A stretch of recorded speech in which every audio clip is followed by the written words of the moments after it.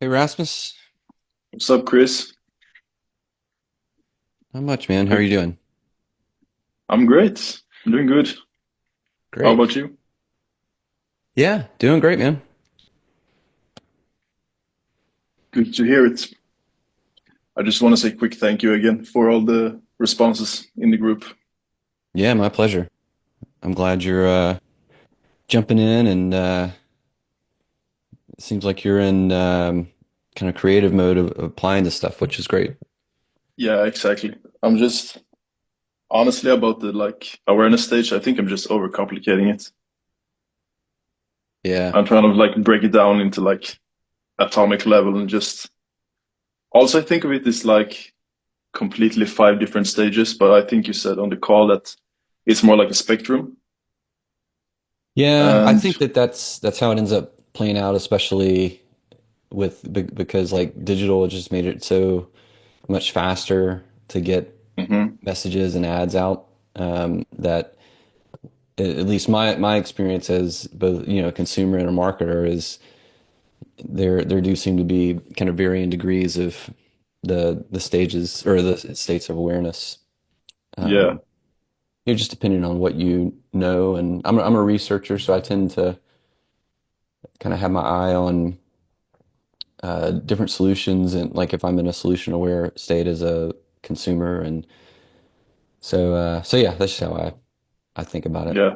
Yeah. Yeah, I was trying to break down some ads I found on Facebook just as for practice. Yep. And I came to the conclusion that a lot of the ads are sort of hybrid, if you know what I mean. Let's just Yep. take a static ad. It's got like a 50% discount banner, but the headline is kind of solution aware, so it's very hard to pinpoint exactly and categorize an ad into Yeah. one of the five buckets, like in today's Yeah. modern feed. Yeah. Well, I mean, you'll kind of see that too. I'll be interesting. It'll be interesting to see after we go through today with market sophistication because there's a lot of there's definitely similarities in how you think about messaging for both states of awareness and then uh, also what you need to do if you're in a really competitive market as well. So Yeah, there's and there are similar approaches, I guess, to the copy based on the awareness state and market sophistication. So you'll get a little more color on everything today. all right. Sounds good. Yeah. Hey Chris, I have a question. Yeah.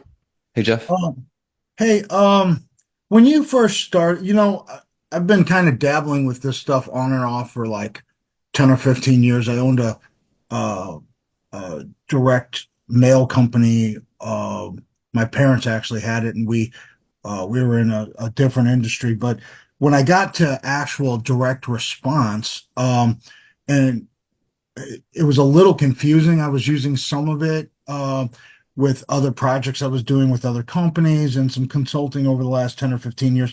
But my question to you was, um, you mentioned that um, well, first,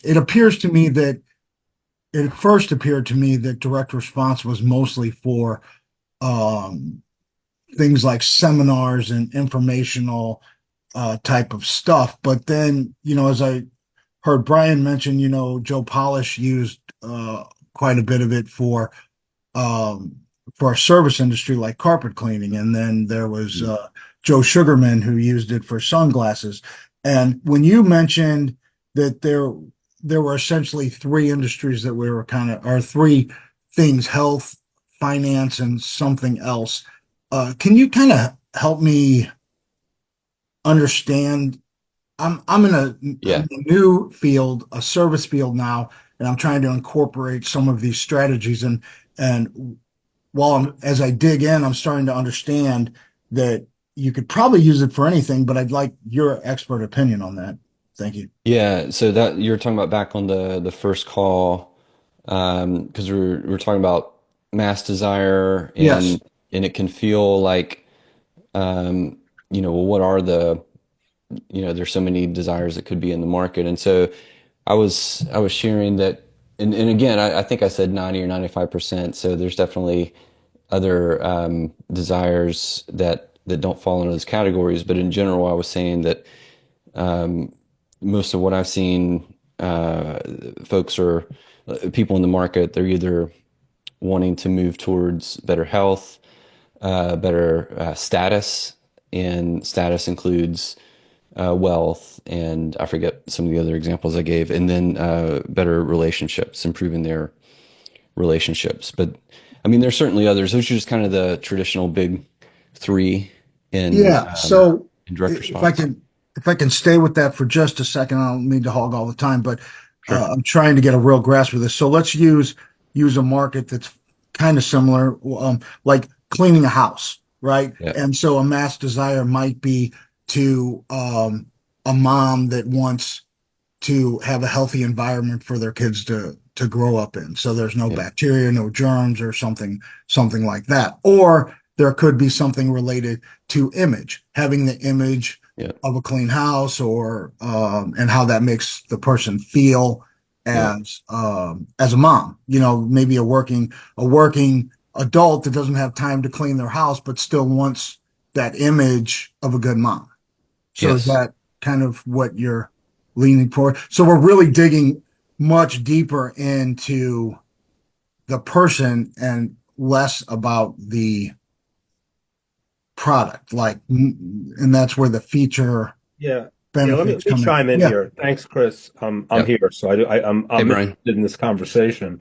Yeah. Also, excuse my slurring. I just got back from the dentist, so I'm like totally like Novocained out. But I'm actually my brain is actually better, I think, because well, it can't be better, so that's okay. Um, so direct response marketing is not an industry.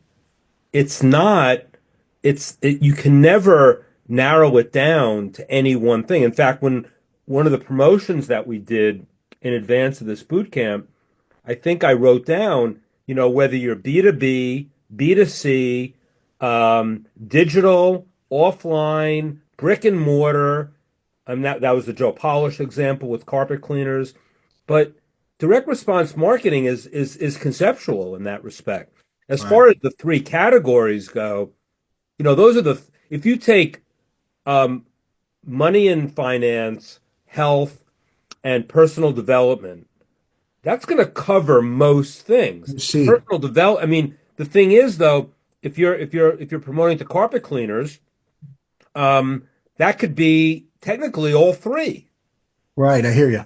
Yeah. Because the health, the dust in the house. I mean, I've seen a lot of carpet cleaners use health as a major desire. I thought of that when you said about, housekeeping.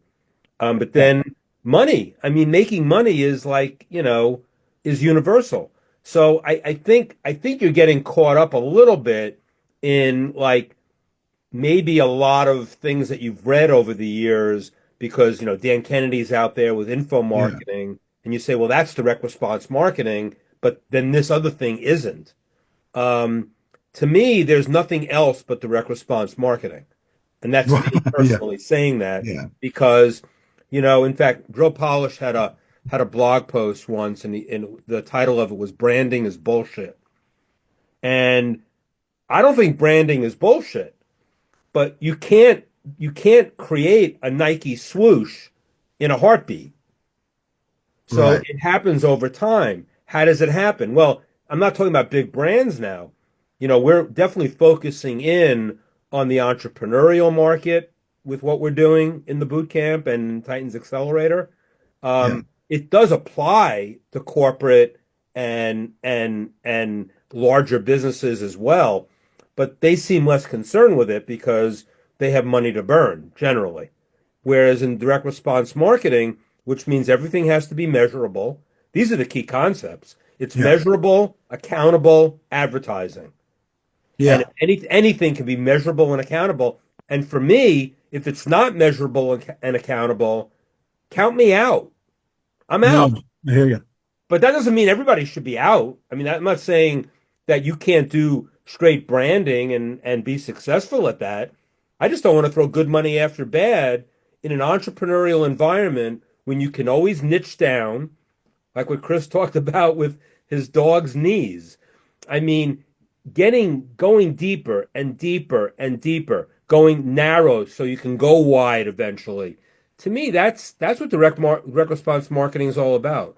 I don't know if that answers your question, but Yeah, if I can comment just real quick because you guys have just really cleared it up for me, and I kind of cleared it up myself by listening and talking to you guys. But the money, the health, the self-development, that's I was thinking more along markets instead of or products instead of what's going on in someone's head. And because those three things are probably going on in everybody's head all the time. They're thinking about their health, they're thinking about their financial situation and maybe things that they want to do. And those all relate to every product that we buy for the right, most but then you have to go deeper on each one. So it's like I'm worried about part. my dog's health, but what about your dog's health? Well, it's his knees, Yeah. and that's where you get to the to the marketing messages and message to list that that's where the rubber hits the road for me anyway. Right. Yeah. Well, great. Thank you so much. And you answered my question for sure. Okay. Well, Thanks, I didn't Jeff. mean to answer your question, but the fact that I did is a bonus. I just wanted to pontificate on direct response marketing as a way of life. And I agree with you. You know, I used this 12 years ago in a trash company, and I was, you know, just using the basic rules of direct response, list, offer, um, action, call to Create action. And great I message. was able to out of a nickel flyer insert get 33% response. And it was fantastic for the company. So it was pretty cool. I'll give you one that was you wouldn't think was about direct response marketing, but we have a guy in Titans Accelerator who talking about garbage and waste, Yeah. and he's not garbage and he's not waste. He wanted to be a waste management guru. Yeah. So he wants to be a guru to like waste management companies across the globe. Oh, He's already yeah. writing articles in trade magazines for waste management, and we applied all of these principles to what he Yeah. wanted to do. In fact, we started with a dinner that he did for waste management executives at a waste management conference, and we incorporated all of the direct response principles we've been talking about in this boot camp and that we talk about all the time during Titans Accelerator. And it was, he's on his way to becoming a waste management guru. And it's Okay. all direct response marketing. That's not a product. It's not really a service. It's basically finding an audience that, is receptive to who he is and what he wants to share with the world. And, he's on his way. And we applied all of these principles. Very cool.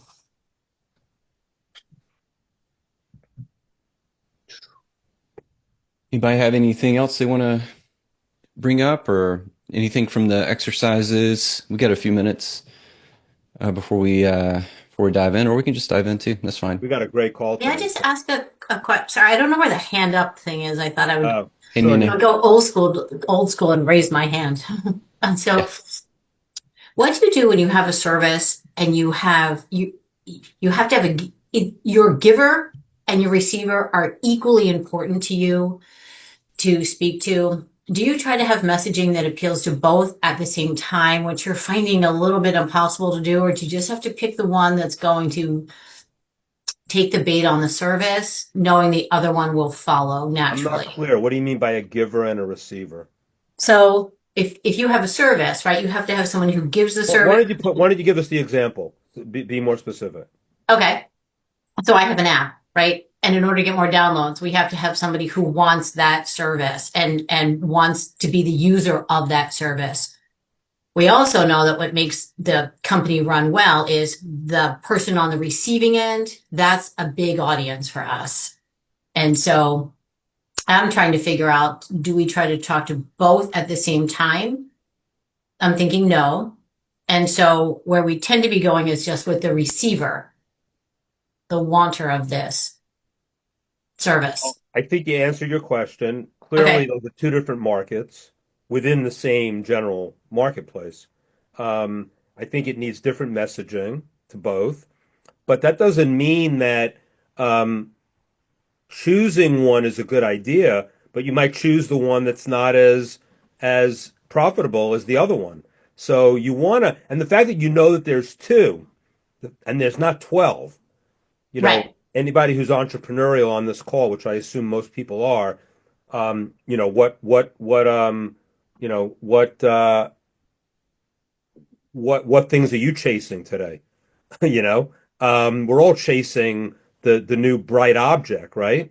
So if you only have two, that makes it a lot easier. So you can focus in on two, so you're not Mhm. focusing in on 12. So I think there's good news here for you in terms of, you know, you're going after two markets. Um, when it's funny when Perry Marshall, I think I mentioned Maze 2.0. Did I mention that earlier in a call? I mentioned in Titans Accelerator. Yeah, I don't know that you did.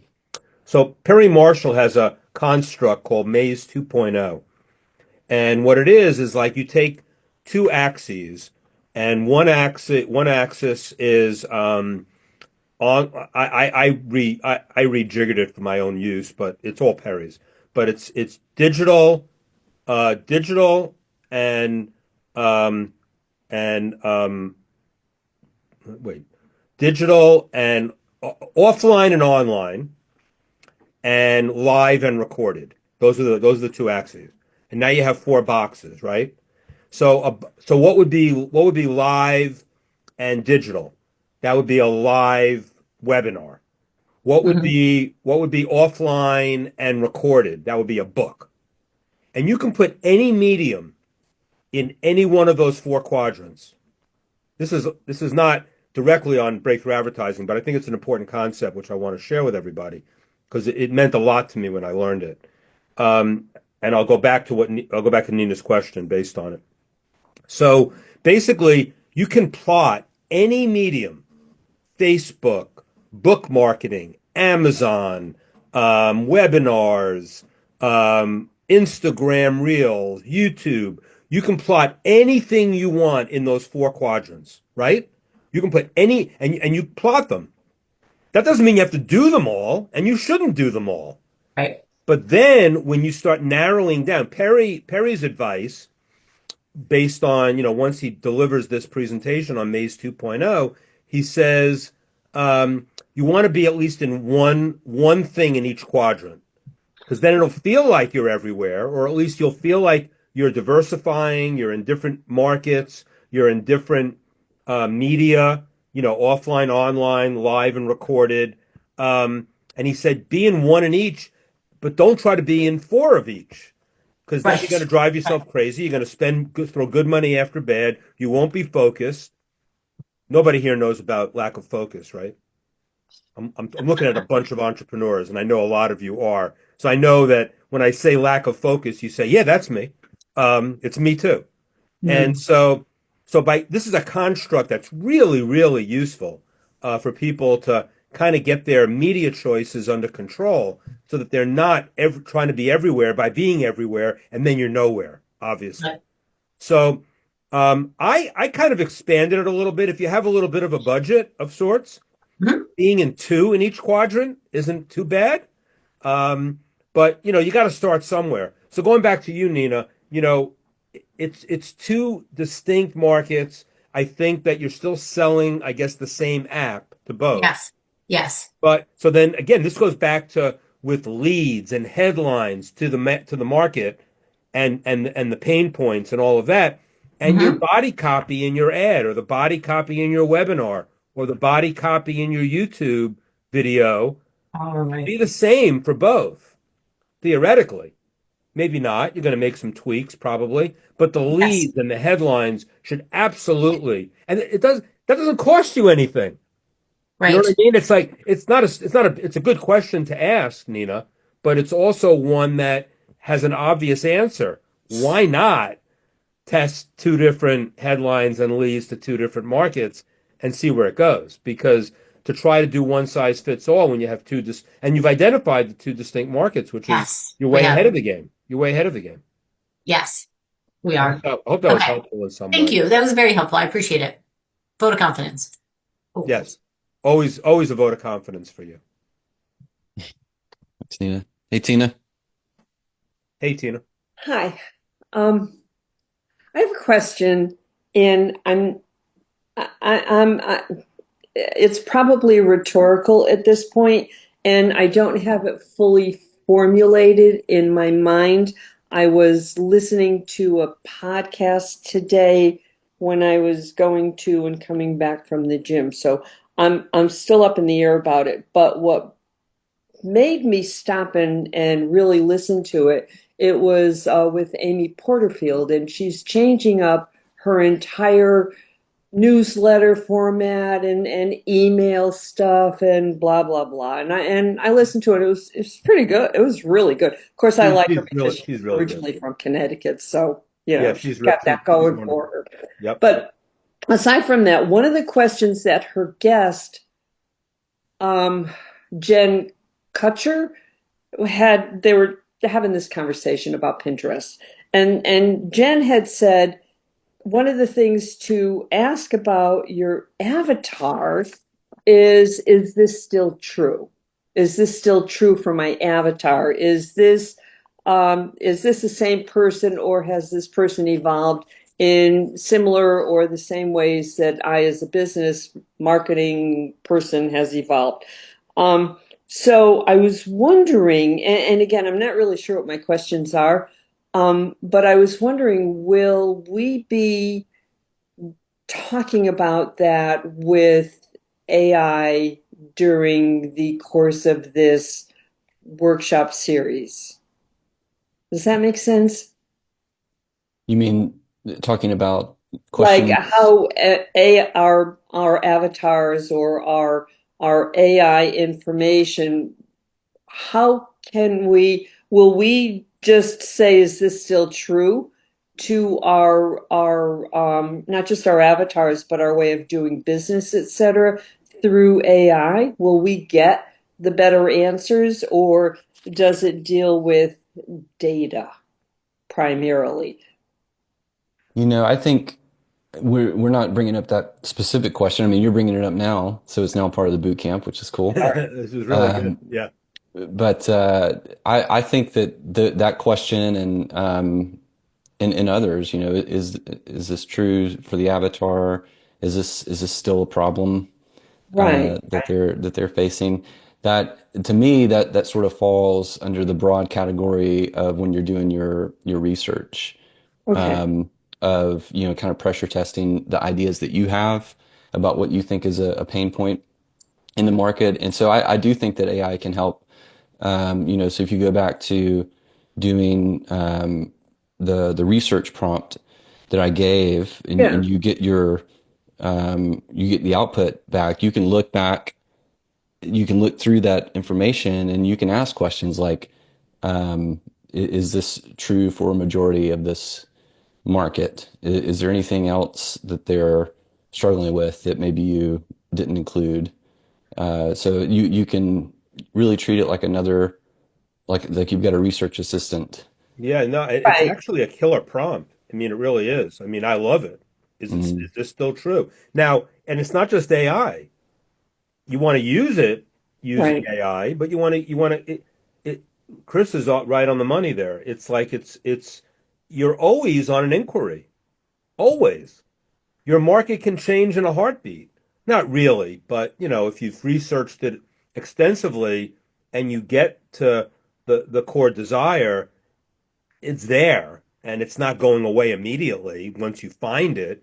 But to constantly, be on an inquiry, why wouldn't you be? Like, and that's why I think when you said it was rhetorical, I got what you were saying, because it's so important to always Marty Edelstein, who was my mentor, used to always say, he had this phrase, it was always like, check your premise. Like anything I said that sounded kind of off, or I was kind of like, "Oh, Marty, I have a really good idea. What do you think?" He goes, "Brian, check your premise." And he would always put me in my place with that. and I'm not trying to put you in your place, Tina, because That's okay. this is a I really put good myself inquiry. in No, my it's a place. good inquiry. But you always want to recheck and recheck your premise. And Uh-huh. AI is like an easy way to do it. Now, AI might not always be completely accurate. You go into ChatGPT and you say, I've identified this as true for my market. Is it still true? And even if it is true, tell me when it might not be true, or tell me when you think it's going to change, and then Huh. you'll get other ideas, and that just adds to the research. I mean, anything you can add to the pot of Yeah. your research. Now, you don't want to do, paralysis by analysis. When you're on Right. it, when you're focusing on a core desire, you're writing to it, you're doing headlines, you're doing sales letters, you're doing whatever to it. You don't want to just always put the brakes on it. That's not what I'm saying. But you always want to always think about what else.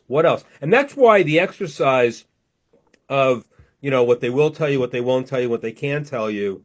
I Right. think that, Gene didn't invent that. I didn't invent that. I think it came from Michael Fishman, my buddy. Or I don't know where he got it from, but it's such a great construct because you're never going to get to what they can't tell you, or because, and if you ever get to it, it's nirvana. And then you might be at the ultimate core desire. But even then, you could say, is this still true? So I Yeah.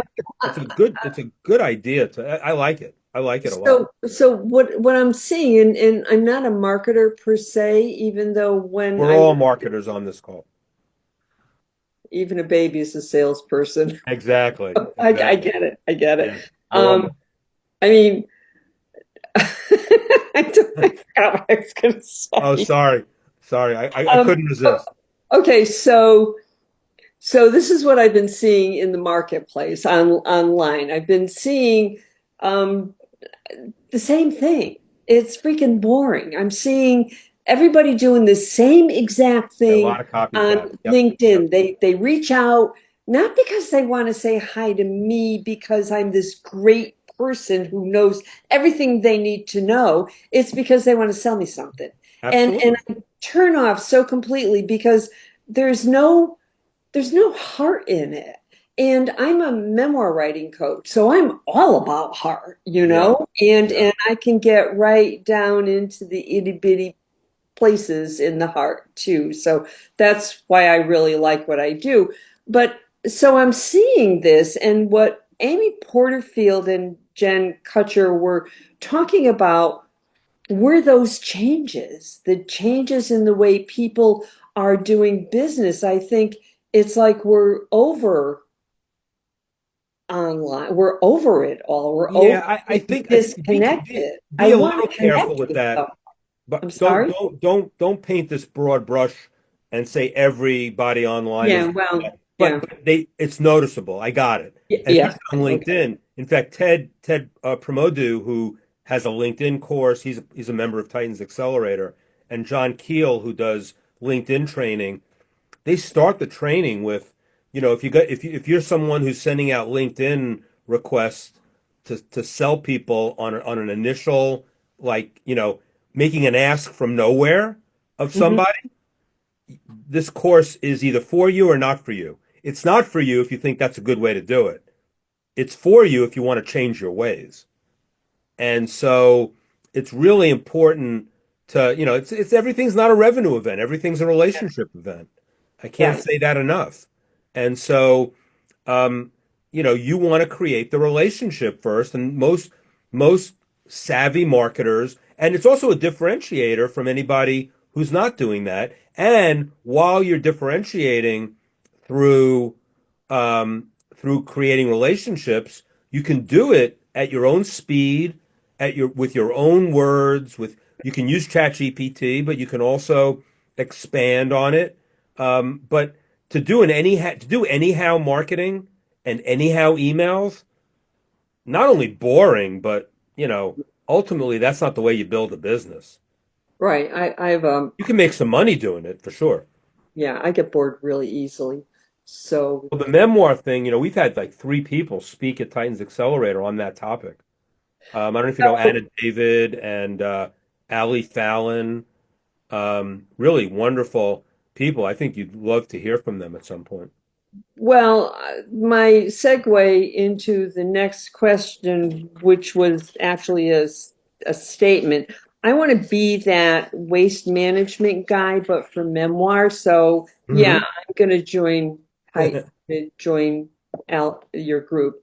So Thank you. I think it'll be helpful. You can do a hot seat. You'll be able to, and we already did a little pop-up hot yeah, seat for you here. yeah. But yeah, I mean that's a noble goal on your part. It's really interesting because people tell me things I don't even want to know about, Yeah. so The that, accelerators on the call already are welcoming you to the group, even though well, you're not yay. in it. Okay, I'm done. Thank you. Thank you, Tina. That was really good. I really appreciate it. I thought I love this. I mean, this is just like, this is all about marketing isn't everything. It's the only thing. It's actually about our conversation in Nashville when I went up to you and was really like in awe, and you said, "Don't be in awe," Don't, And yeah. Being in so, awe of me is a bad move on your part. well, anyway, I'm very happy I'm that. I'm in awe of you, Tina. Beautiful. Okay. Thank you, Tina. All right, I'm ready to dive in to this presentation. You ready, Brian? Yep, let's go. Great. Um, so I'm not gonna have my slides full screen because I have a few videos to show today, and it'll just be easier um, to keep them like this right here. So, what the sort of the flow of today, talking about market sophistication, I always go back to this slide, and we're at the last piece of the puzzle, as it were. So we started, the process of building the copy assembly line. What's the mass desire that creates the market? How do we then channel that desire towards our solution? And then we start asking the question of how much does my market know about their desires or their problems or other solutions or my product? Those are the states of awareness. And then and again, this is all framed inside of part one of breakthrough advertising. So it's really focused on capturing attention. And this last part is we have to consider, kind of like what Tina was saying. So, what other marketing messages are they hearing? Are they getting, tons of people cold DMing them on LinkedIn with like the same sort of template over and over again? Are they tired of, and it's not working? Are they tired of hearing a specific type of message? How do you come in with, in a same category and introduce something new, but say it in a different way so that has this, it creates this reaction in your target market of, either, oh, this product works differently, either through a unique mechanism, or this is a whole new category of products in a certain niche. I've got some examples of both of those that we'll go through today. But that is, thinking about the competitive landscape, that is market sophistication, and this is chapter 3 of breakthrough advertising. And so the sophistication stage of your market determines how hard your copy and creative has to work and what it needs to say.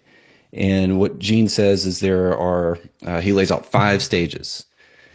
And so we're going to go through each stage. I'm going to show you a couple ads that I think fit with each stage. And then we're going to watch, and I'll set this up once we get there, but we're going to watch this clip of a presentation that Paris Lampropoulos gave inside Titans Accelerator. Before we ever had the boot camp, we had the Breakthrough Advertising Study Group. I'll talk more about that once we get there. But I want to run through the 5 stages and show you some examples of ads that I think fall into these categories. So stage 1, this is where you have the good fortune of being able to introduce a new product. So there's no sophistication about your product at all because the market hasn't seen a product like yours before. So your story is brand new, and what we're just trying to do is to get folks interested. And like he does often in the book, he gives us just some tips and techniques for framing how do we approach this market, so or a market in stage one. So his advice is, you want to be simple. You're not trying to be super fancy, because you've got a brand new story to tell, a new product that's in sort of its own category, and you're just stating the need or the claim in your headline, and then you're dramatizing that claim in your copy, just to make it as powerful as possible, and then you're introducing the product and you're proving, again, through the performance of the product that it works. And so he goes he goes into a lot of detail on page 39, breaking down an ad, and I believe this is one that he wrote, called "Now Lose Ugly Fat." And back many decades ago, weight loss supplements, you can imagine how amazing that would have been, like to be one of the first to put out a weight loss product in the market. It's such a huge pain point. And so, if you've got a big promise of, hey, either, do these exercises, follow this protocol, take this pill, whatever it is, like if you're the first person saying that, you're going to have a line out the door, and your copy, your creator doesn't have to say much more, than just stating what that desire is and then showing that it can be done. So, a couple examples here of ads that have come across my feed. This one here, this was interesting. You can tell, I'm a dog owner, so folks are targeting me. But I'd been researching because, my dog was limping, and I was looking at, this is before Hank got injured, but I was looking at things that I could put on our stairs, these stair treads, to make it easier for him to grip, because he was starting to slip and things like that.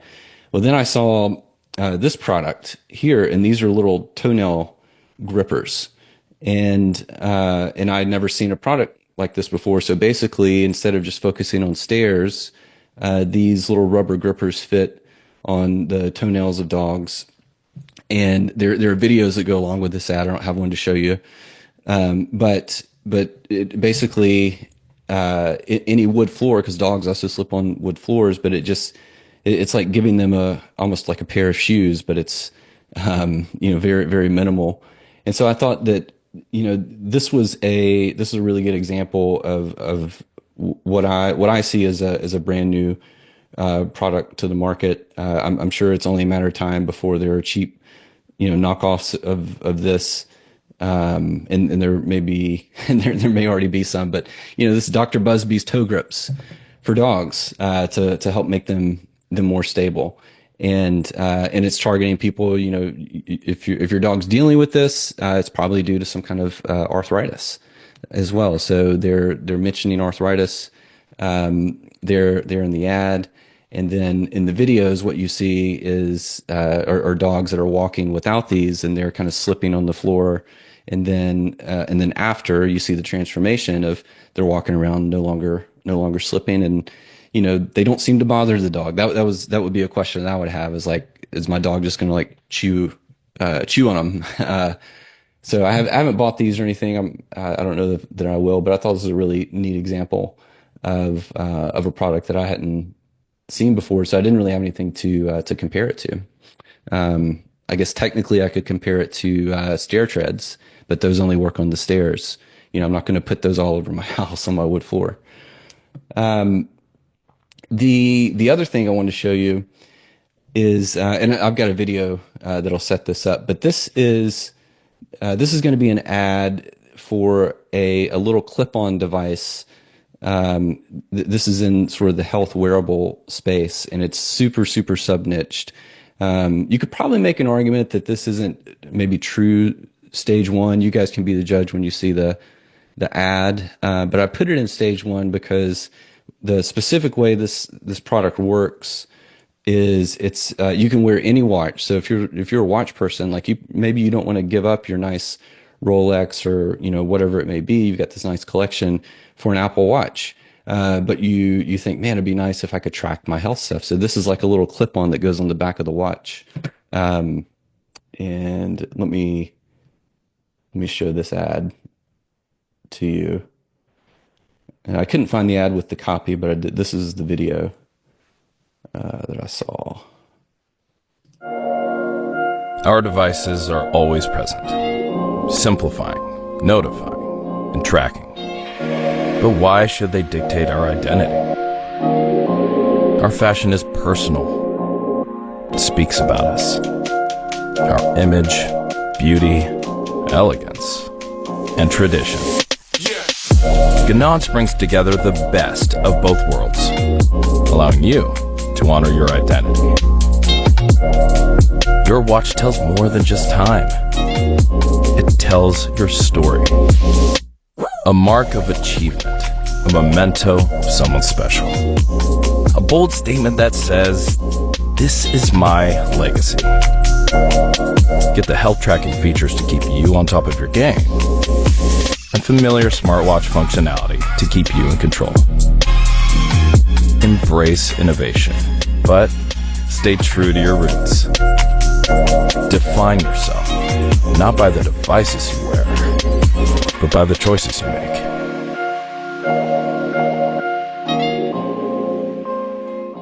There's a lot of identification in that ad as well. Of, you know, your watch it tells the story of the achievements that you've had. You know, you don't have to give up who you are and who like how you want to show the world who you are by having another tech company, you know, dictate what your sense of fashion has to be.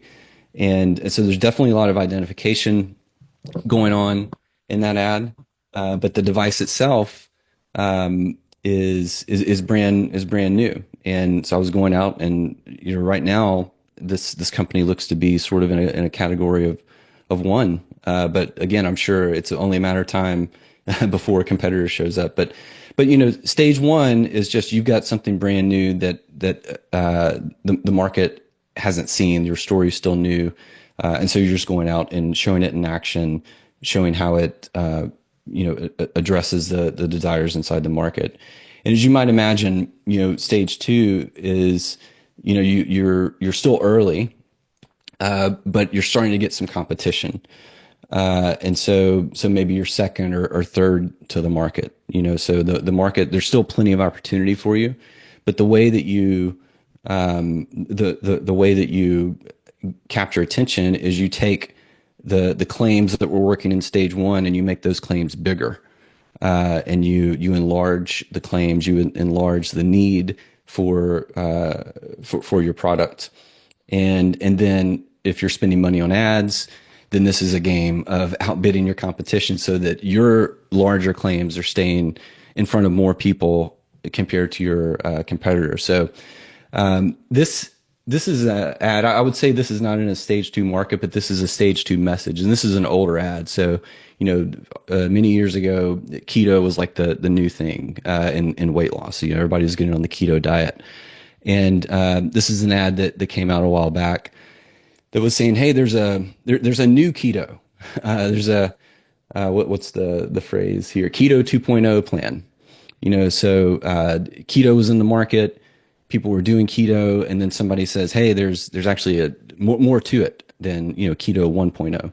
And so this ad is definitely a stage two message and a stage two type language, even though I think this industry is moved on because keto and you know, now you've got paleo and carnivore is the kind of new big one that people are doing. But this is definitely stage two messaging. And then here's another one. This is a product called Slipstream. And if you're somebody that does training, swimming laps in the pool, your basic options are, you know, you go to your gym pool where you can swim laps, or you got your own pool, and then you started seeing these huge like rectangular they almost look like really large hot tubs that go out in your backyard, and they've got these jets, and so you're kind of like swimming in place. and they're really expensive to get. And so if you got money and you don't want to go to the gym and swim in the pool there, like you can get one of these swimming pod things. But then this came up, and this is basically turns any pool into a pool that you can swim laps in place. So the way this works is you just slip this thing down in any pool, and there are jets on the bottom, and you set sort of the resistance level, and then it just sucks up the water and creates this jet stream that you then swim in, and you can get your laps in without ever moving, and all you need is just a small space of water to do that. And so there's definitely some mechanism here, which that's more stage 3, but I think for most people who are, I used to do triathlon training. I'm not training for that anymore, but I was kind of looking at swimming in the triathlon is one of the hardest for a lot of people, and so I had been looking at those backyard swim training things, and it was just, I didn't want to spend that much money, and I was like, this is probably not for me, so I'll just keep going to the gym to do my training. But this came up a couple weeks ago, and I was like, that's a super cool product. So you're just enlarging the claims. You're taking the claims to the limit. You're showing, where this solves the problem. So all you need is water, and you can get your laps in, and you don't need a whole lot of space to do that. So that's stage 1 and stage 2. When you get into a market that's stage 3, this is where you do have to start introducing more of your story about how your product or how your solution solves, like how it works, I guess. And that's the unique mechanism. So it's no longer enough to just make a claim and enlarge the claim. Gene says you can't exclaim your competitors. You need a new mechanism. And so the emphasis shifts from what your product does, and you talk more about how the product works, and that's what sets it apart from other products that they've seen. So one example that I really like is this product for Miracle bed sheets, and you can see the headline across the bottom. These are self-cleaning, fewer odors, so you've got 3 times less laundry, and up at the top it says our sheets use NASA-developed silver technology to keep your body at the perfect temperature all night long. And if you were to keep reading, so basically there's like silver woven into these sheets, and silver has its own like antibacterial properties.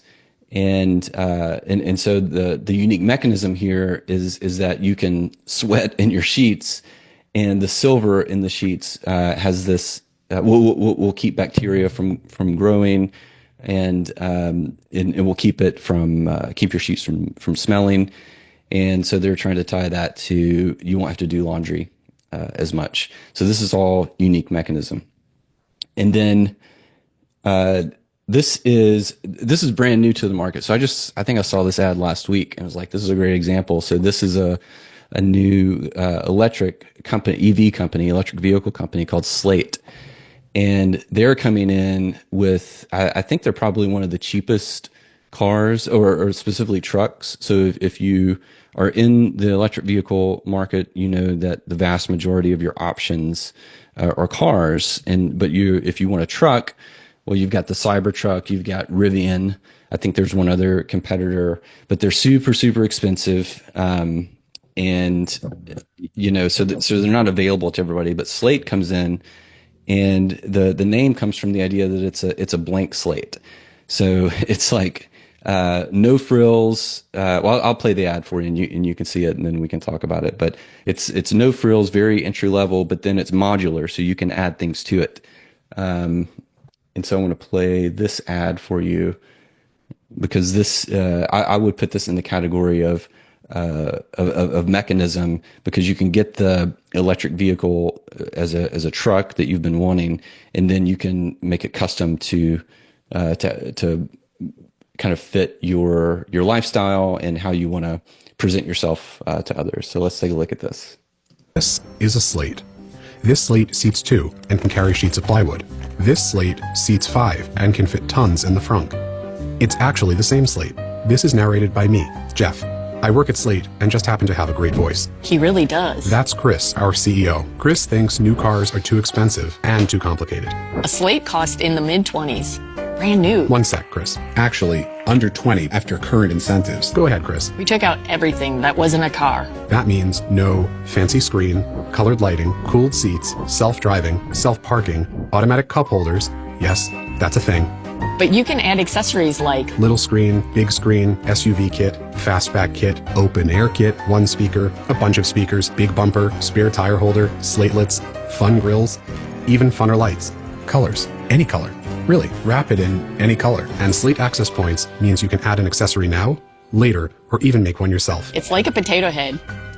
Wait, maybe there's a better analogy. Actually, there is. Slate is the chameleon of trucks and SUVs. Seriously, just add the SUV kit. There are 3. A Slate is not like other cars, or trucks, or SUVs. And Slate is not like other car companies. Slate, we built it, you make it.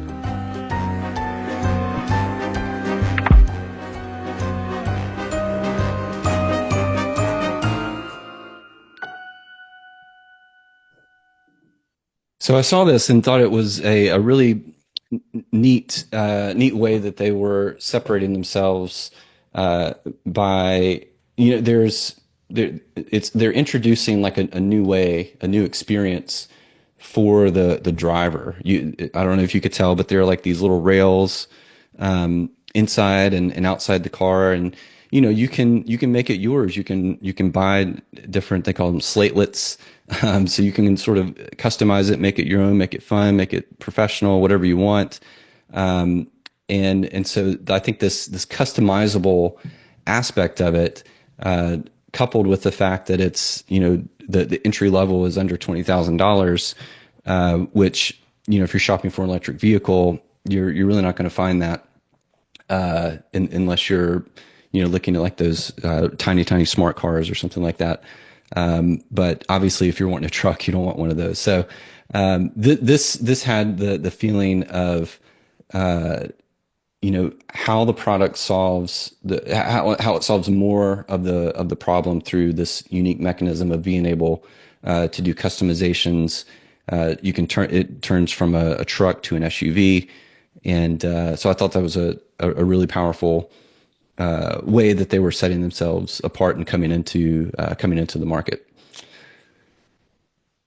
So then when we get to stage 4, what's happening in the competitive landscape is that now your competitors are copying your mechanism. So you had this cool way that your product works, and now other people are coming in and say, well, we do the same thing.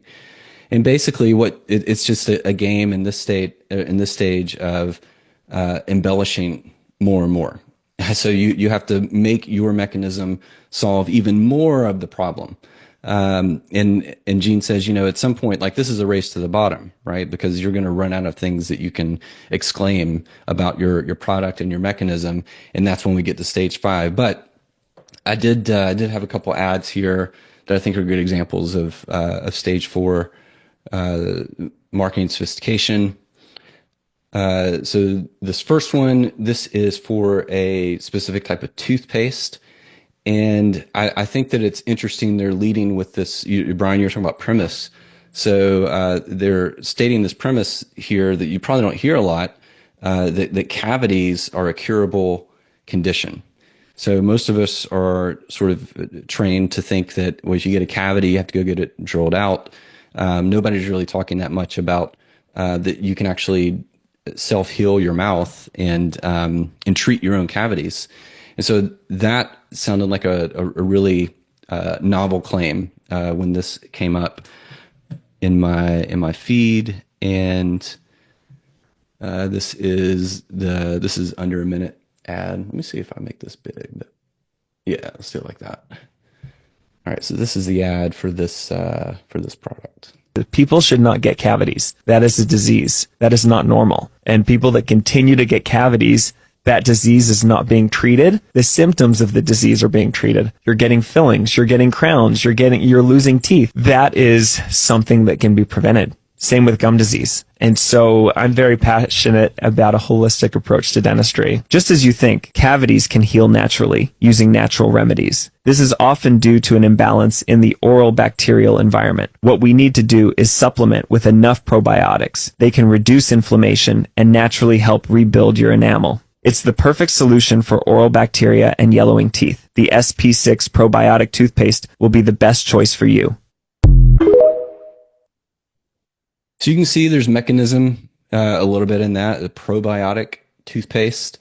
And this guy who, I don't know him, he sounds like an expert, but he's talking about holistic dentistry, cavities, gum disease. It's curable. He says it's the cavities are a disease. That was an interesting way to frame it, because I'd never heard that. The put cavities in the category of disease, and disease is something that you treat. So there's a lot going on in that ad, both reframing the problem to get you to see the problem differently, and then the probiotic angle brings in some unique mechanism.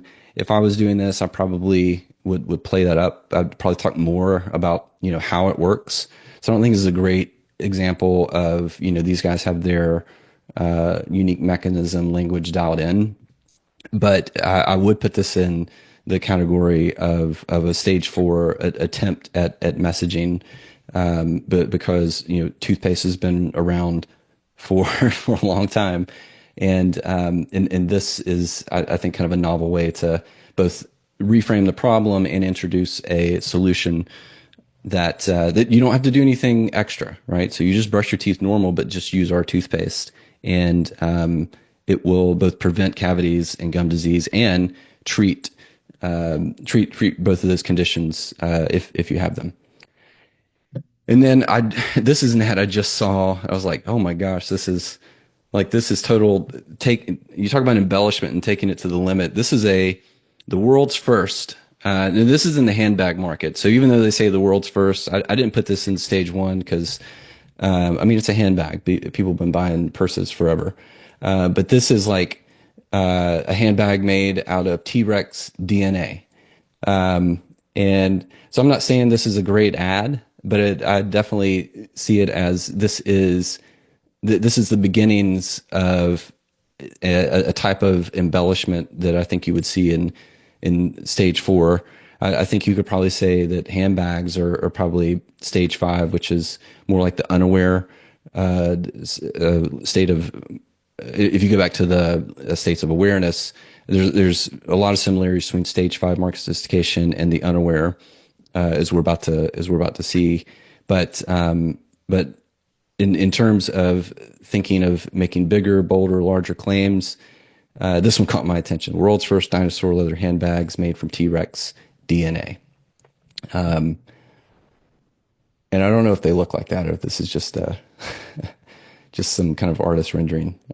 Probably is just this handbag in the middle, and this visual is to show that it comes from a T-Rex. But eventually people are just going to stop believing your claims, and we've all had that experience. We again, go back to Tina, what just shared, like when you get that cold DM from somebody and it's it says something we've all heard before, it's not believable, you're just like, why are you taking up space in my day?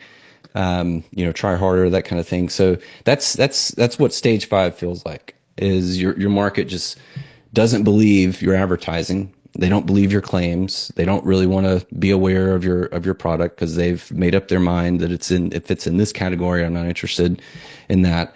And so, yeah, he says that this stage is similar to the problems of the 5th state of awareness, and the strategy to solve the problem is the same. So in stage 5, you are shifting from the promise and the mechanism, and you're working on identification. So if you think back to that coffee video that I showed you, those examples of bringing your market together through identification, and not desire to bring your prospect into your ad. And I always, there are plenty of examples to show, but the classic one that always comes up for me, if you guys remember Apple's campaign back in the early 2000s, where you had these two guys, hi, I'm a Mac, I'm a PC, and you've got the PC over here, he's called a virus, he's always sick or he's banged up, like he's in a wheelchair here, and then you've got this really cool Mac guy over here, dressed in t-shirt and jeans, and it's sort of like, who do you want to be seen as? You probably don't want to be seen as this nerdy PC guy. But yeah, identification in your ad, you're showing them a version of themselves that they want to be, and your images support that when you are choosing images for to show that identification to the market. And you can think Lee, I think, asked about villains like in her custom jewelry business. So who do you stand? What do you stand for that your market can get behind? What do you stand against that your market can get behind? This could also be, if there's a who do you stand against in some markets? So this is where you see people talking about, big pharma, or maybe Lee talks about the big jewelry retailers and their markups, and kind of paint them as sort of the enemy of the unique custom jewelry space.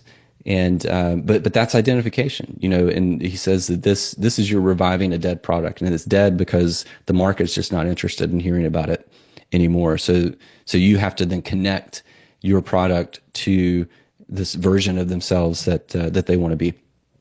And so just like the states of awareness, I have this sheet that I'll give you. And it's also in the slide deck, obviously, but just kind of breaks it down on, what's the stage, what do we know about this stage, and then what does your headline need to do if you find yourself in one of these stages. And I've got a short clip, and this is about it's about 15, maybe 20 minutes. But Paris Lampropoulos, when we did the Breakthrough Advertising Study Group, and Teresa Pantanella, who's on the call, she put this together. I mentioned it before. And on one of those calls, and it was only available to Titans Accelerator members, on one of those calls, Paris Lampropoulos, who, A-list, he and Brian are very, very close friends. They worked together many years, and at Boardroom, and we've talked about Paris before on some of the calls, but what he's going to do in this presentation is walk us through an industry that went through all 5 stages of market sophistication in a relatively short period of time, which as he'll point out is kind of a rare thing to be able to see. And it's in I believe it's in the health. Yeah, it's in the health space. I don't remember which specific sub niche, but what I'm going to do is I'm going to play this so we can get into it and make sure we have plenty of time at the end for questions, and then also have a prompt for you guys for the exercise as you start thinking about how to tailor your message based on the and help you discover what stage you're in, what stage of marketing sophistication you're in. So let me grab this guy. Let's go full screen. There we go. Theoretically, but I'm going to show you actual examples. And these case studies are 2 markets that went through all 5 stages of sophistication. They went from a brand new industry where you could just make a generic claim to an oversaturated dead market, and they did it within just a few years. This is something that rarely happens. Usually it could take decades for this kind of thing. Most of the stock markets we write for are markets that have existed before we came along and will continue to exist after we're gone. But these 2 particular industries, these particular market niches, went through all 5 of the stages of sophistication in a short period of time. And ergo, I am able to show you examples.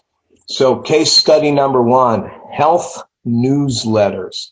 Back in the 1990s, Phillips Publishing published a newsletter called Health and Healing with Dr. Julian Whitaker, and Clayton Makepeace was hired to write the launch for it. And the first package he wrote, which I don't have a slide of, was, if you have just, I forget what it was, 15 minutes a day, I'll show you how to, and you had a list of benefits, right? Very simple benefit statement. right? Then the next version of his control was this: forbidden cures. This is the famous one that everybody's heard of. Forbidden cures, right? Remarkable cures censored by knife-happy surgeons and greedy drug companies. You don't have to give me any proof. You don't have to say, like, I'm going to cure cancer overnight. All you're doing is saying forbidden cures. You're the first one to ever say it. And people bought in droves. Every freaking mailing list they mailed this to worked. They were able to get like 500,000 subscribers, which had never been done before in a newsletter. Okay? Another example, exposed 99 medical secrets doctors won't tell you about. Okay? So now we're moving a little more nuanced to do just forbidden cures. And that brings us into stage 2 sophistication. What's stage 2? Type in the box. What happens at stage 2, people? What are they typing, Teresa? Who's got it? Come on. I know you're all paying attention. I hope they're paying attention. Embellish claim. Embellish the claim. You are correct. Who said that? Who said that? Colin Duffy. Good for you, Colin. So here's an example of embellishing the claim. This is Dr. David Williams. And if you look at this, it's future cures, which is the same crap as forbidden cures, except if you look down here, can you guys see where my cursor is? Yes. As you read this, brilliant medical researcher curing, yes, curing high blood pressure, heart disease, cancer, diabetes, osteoporosis, right? So he's telling you that you're curing stuff. He's not just, so that's a bigger claim. Here's another example. This is one written by yours truly. Not to be outdone, I said, say goodbye to illness, right? It's about as big a claim as you can make. But what you'll also see is I'm starting to segue into some sort of mechanism. See, I have these safe cures for these things, but then underneath I say sickness is not natural, old age is not natural, drugs are not natural. So we're starting to move a little bit into stage 3 territory, right? Stage 3 is where you introduce a mechanism. So here's another one I wrote. Here's the mechanism here. Why most 20th century diseases will soon become extinct, right? Mm-hmm. This was at the turn of the century. This was winter 1998. This bad boy came out, and everybody was thinking about how we're going to turn into the new century. So I said, why most 20th century diseases will soon be extinct. The why implying that there's a reason behind it and a proof. Then I have another proof element here. Powerful new cures from the Maverick Doctor with a 79% success rate. Okay? So now we're in stage 3 where we've got mechanisms in the headline. Here's another one I did. This one I did for Rodale Press. This thing mailed 40 million pieces. For those of you youngsters in the audience who weren't math majors, that's a lot of fucking pieces. So Herbs for Health magazine, which they were in partnership with Herbs for Health on this particular, and then I have the little doohickey here, the little post that says special complimentary issue exclusively for readers of Prevention. That's a time-tested technique, by the way. Anytime you can personalize it to the extent of, this offer is just for New York readers of the New York Times. You've probably seen this, right? You get the New York Times and they have a little thing in there with an offer, little insert. Anyway, herbs that work better than drugs, right? There's the mechanism. They're scientifically proven and doctor tested. Okay, so we've got proof embedded right in the claim, right? Here's another example I wrote. What to do if cancer, heart disease, Alzheimer's, or obesity run in your family.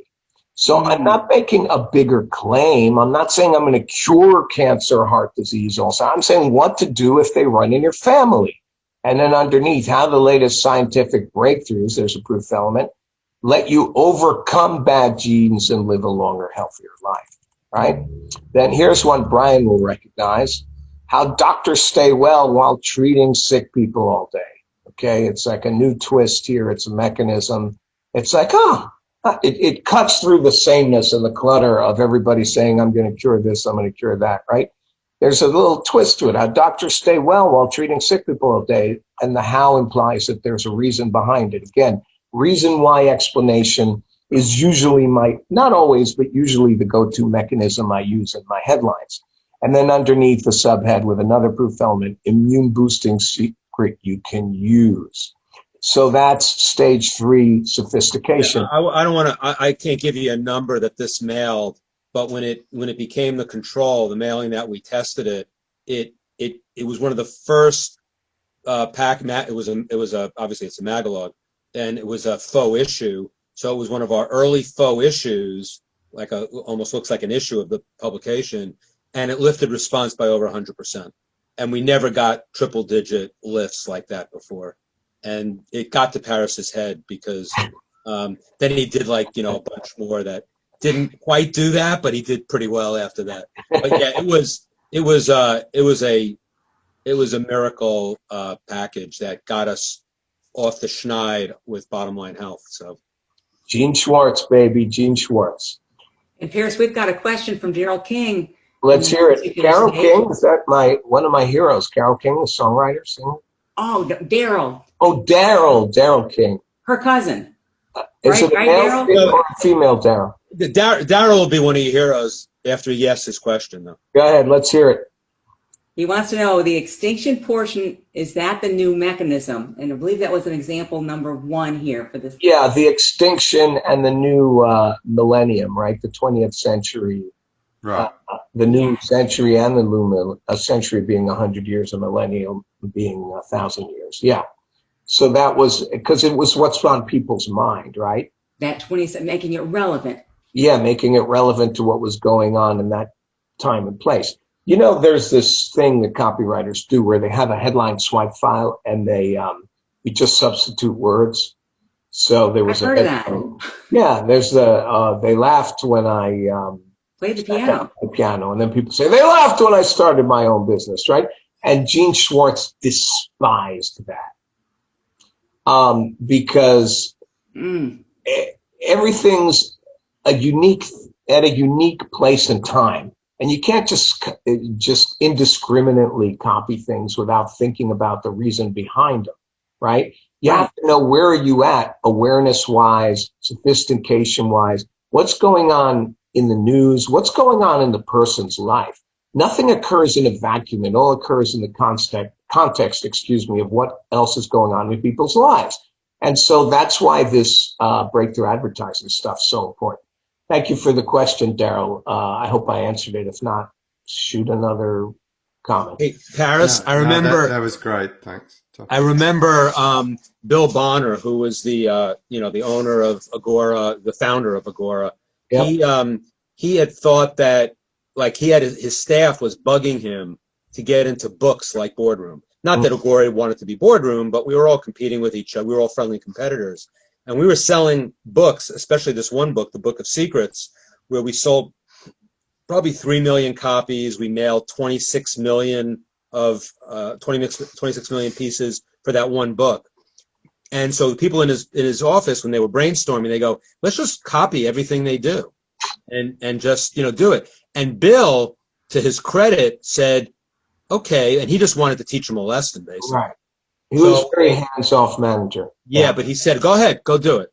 Now, so they developed a package that looked almost exactly like ours. They had like a headline that was similar. They even used the same colors and fonts. They had the book, and it was a total bomb. But when I saw it, I called Bill and I said, why do you do this? I mean, you're ripping me off. I mean, it's not even, you're not even pretending to rip me off. You're ripping me off. He says, I had to do it because my staff thought that they could just imitate and it would just, blow the doors off, since our lists are similar, since our, when we merge purge lists with Agora, we get like 40% duplication. So he figured it was the same list even, and they could not duplicate it, just like I couldn't duplicate an investment newsletter from, Porter Stansberry. Right. So it's the same principle of there's the gestalt of everything involved in your marketing, your lists, your offers, the staff, the weather, and then current events and all of that you just don't want. And that's why Gene despised straight ripoffs. Yeah. So anyway, yeah. He talks about that in the book too. He does. Chapter 5. These are 38 great headlines, but don't use them. Right. Okay. So that's stage 3 sophistication. What comes after 3, kids? 4. And what happens at stage 4? What happens there? Somebody? Come on. I know you guys know this. Elaborate on what, Daryl? Okay, there we go. The mechanism. That's right. So you're not trumping the claim anymore. You're trumping the mechanism. Here's an example from the great David Deutsch. Beat any disease by taking advantage of its hidden weakness. And we have the brilliant graphics by Rob Davis here of the chain with the weakest link being broken, right? It kind of telegraphs what the whole thing is about. And then he has the herbal smart, it has examples of how you can beat any disease by taking advantage of its hidden weakness. He has the herbal smart bomb that tricks cancer cells into destroying, singular, that tricks cancer into destroying itself. And then the next one, reverse stroke damage, even years after. This one I love. The worse your arthritis is, the better this amazing new discovery works. More inside. And this thing came by David Deutsch, ladies and gentlemen. That last one gets right into their head, I think, because I'm sure there's someone suffering from arthritis who read that and thought to themselves, oh, not me, my arthritis is too bad. Everybody thinks that. One thing I learned from Dan Kennedy is that it's not enough to make them believe that your thing works. You have to make them believe that it works for them. Everybody has their excuses, right? Oh, your weight loss may work for other people, but it won't work me because I'm big boned. I have a fat gene. Your money making plan may work in those for those yokels in the Midwest, but I'm a New Yorker. People are too sophisticated here. They would never fall for this. Or, oh, your thing might work in New York because that's a big city. I'm in a small town. It would never work for me, right? So you have to remember that everybody thinks they're different and special. And so that's an objection you have to overcome every time you sit at the typewriter. No matter what you're selling, you have to overcome the objection that I'm different and I'm special, and my arthritis is worse than theirs. My weight problem is worse than theirs. My money problems are worse than theirs, right? Right. So that's one way to do it. You take somebody who really horrible, especially if you're telling a story. Find the most dramatic story, the one where the guy was just totally screwed, and then show how that person overcame it. And then they're like, oh, if it worked for them, maybe it'll work for me too. And do that with your testimonials. Have testimonials that mirror the hard-boiled prospects, right? Have a testimonial from somebody who thought they wouldn't lose weight because they were big-boned, right? Right. So anyway, the person almost died. Just to really, really, paint a really bleak picture and then show how that person overcame that using your product. So here's another example of stage 4, how to undo years of damage done by stress. This amazing breakthrough repairs your whole body, cell by cell. That's another one I wrote. So that's stage 4. Okay, it's pop quiz time, boys and girls. I'm going to show you 2 covers and you're going to tell me which one won. Package A was the control. Package B went up against it. Which package won? Let's read them. Package A, proven he's healing the world's most incurable conditions in as little as 2 minutes. See for yourself, blah, blah, blah, right? Versus the test package, doctor's bag of natural remedies, simple, effective treatments you can use right now to tap illness and feel better. So type in which one won. Type in your votes. Was it A or B? We've got a bunch of A's. Any B's? It was Stengler, so I was going to say B's. Neither one. Nah. We have the second more believable. We've got a lot. How many A's, how many B's, roughly? Oh, you're going to make me count them, huh? What, are you seeing more A's or B's? I'm seeing 1, 2, 5, 6, 7, 8, 9. This is a sophisticated market, too. Yeah. When it was mailed, right? Because Stengler, we came late to the game in this, for sure. Yes. So Brian tipped off the answer. The answer is package A. I was going to say there's more A's than B's. Well, I'm glad to hear that, because it's clearly A. If Brian would have called me and said, I would have said, don't even bother mailing package B. It's going to lose. Actually, when I did call you to do a package for Stengler, you said no, thank you, because you said there wasn't enough good stuff, and that's a great story that I put in my book, which was what's on the get the cutting room floor. But you could have just not even had to hire me and saved money on this mailing. I would have just package B's going to lose. Don't even fucking bother. I should have left Boardroom 15 like 20 years ago. Yeah. Right? So package B is a stage 1 message. You're just making an unadorned claim. We know from our control, this is our control, that the market's already past that. This thing has a mechanism in it and a bigger claim. Why on earth would this possibly work? So the answer is it wouldn't, and it didn't. So package A was the winner. Kudos to all of you who got it correct. Those of you who did not get it correct, do you understand why now? Is there anybody who's not clear why? If you are, type in now. Go ahead and open up your mic or raise your hand. Okay, I'm going to take that as everyone gets why that one won. All right, so now we go to good instruction 5, which hopefully you're writing for markets that never get to stage 5, because stage 5 is a bitch. Stage 5 is when you're going to revive a dead product. So we're talking about health newsletters in particular, and I'm going to talk about one in specific, which was Dr. Julian Whitaker. I got hired to write a promotion for it, and this should have tipped me off when they said, look, we found that you don't want to put Julian on the cover because it suppresses response. Right? It's a little hint that maybe everything's not going so well. I said, wow, if that's the case, this is the least of your problems.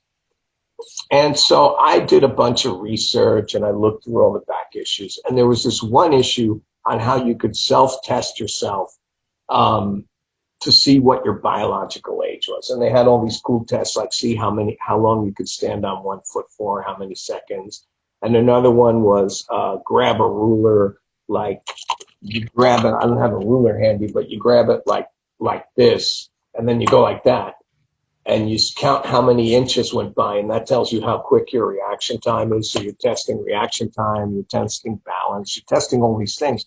And I thought, wow, this is so cool. It's an involvement device, because what have we been taught? We've been taught that involvement devices lift response, right? And so I did this whole lead, and I was in love with it, and the client was in love with it.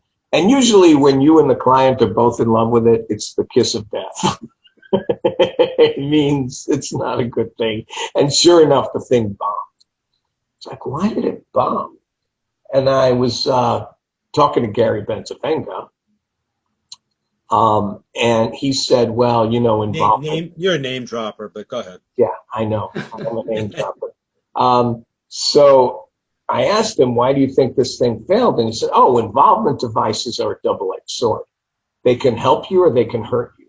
See, your involvement device was a no-win situation, because either they're going to do well on the test, in which case they're going to say, I don't need your stinking product, or they're going to do poorly on the test, in which case you just made them feel bad about themselves. Not good. He says, no, the involvement devices you want to use are the ones where if they score well on the test, that's when they want your product. So he gave me an example. There used to be these signs on the subways in New York. Gary's from New York. I'm from New York. And Gary used to work at Ogilvy and Mather, and his copy chief there at Ogilvy wrote this ad. It was like the little signs in the subway cars. And it was like, if you can read this, IF, the letter U, CN, RD, THS, if you can read this, then you can have a rewarding career as a transcriptionist or whatever. It's for one of those schools to teach you a trade, right? And he said that thing kicked butt, because in that one, if you do well on the test, that's when you should buy the product, right? And then that reminded me of another great example, which was in the book $1 Million Mailings. There was a piece that Joan Throckmorton wrote, And that copy, the headline was, "Do you have what it takes to be a millionaire?" And you take the quiz. Ooh, let me see. Do I have what it takes to be a millionaire? Look at that. I do. That means I can qualify to buy the Hume Group's course on how to make millions of dollars, right? And the thing kicked ass, sold like crazy. And you see that today with quiz funnels. If you're doing a quiz funnel online, keep in mind what I just said.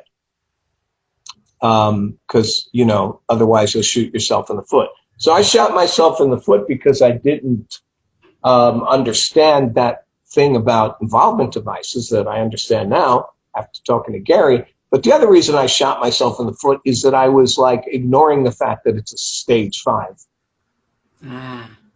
sophistication. And if it's a stage 5 sophistication, it almost doesn't matter what claim you make.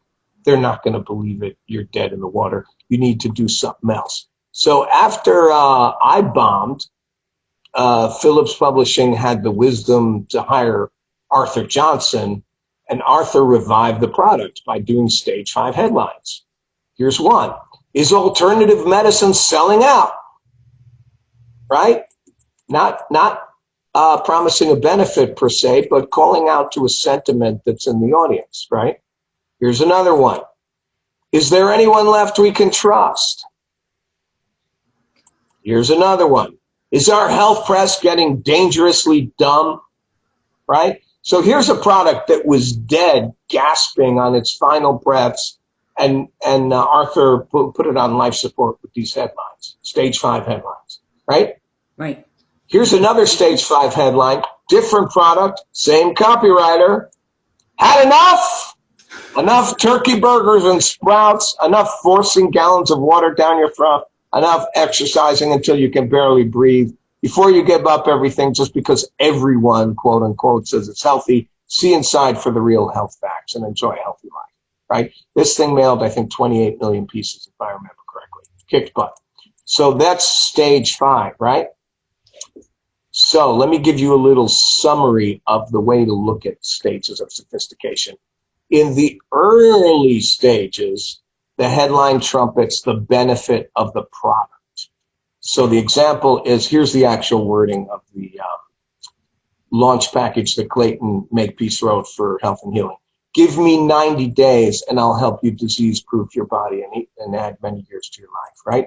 You're not hiding that you're kind of selling something and you're giving them a benefit that they never heard before, and they're just going to buy because it's a new benefit. It's something they want, and it's a blatant ad, right?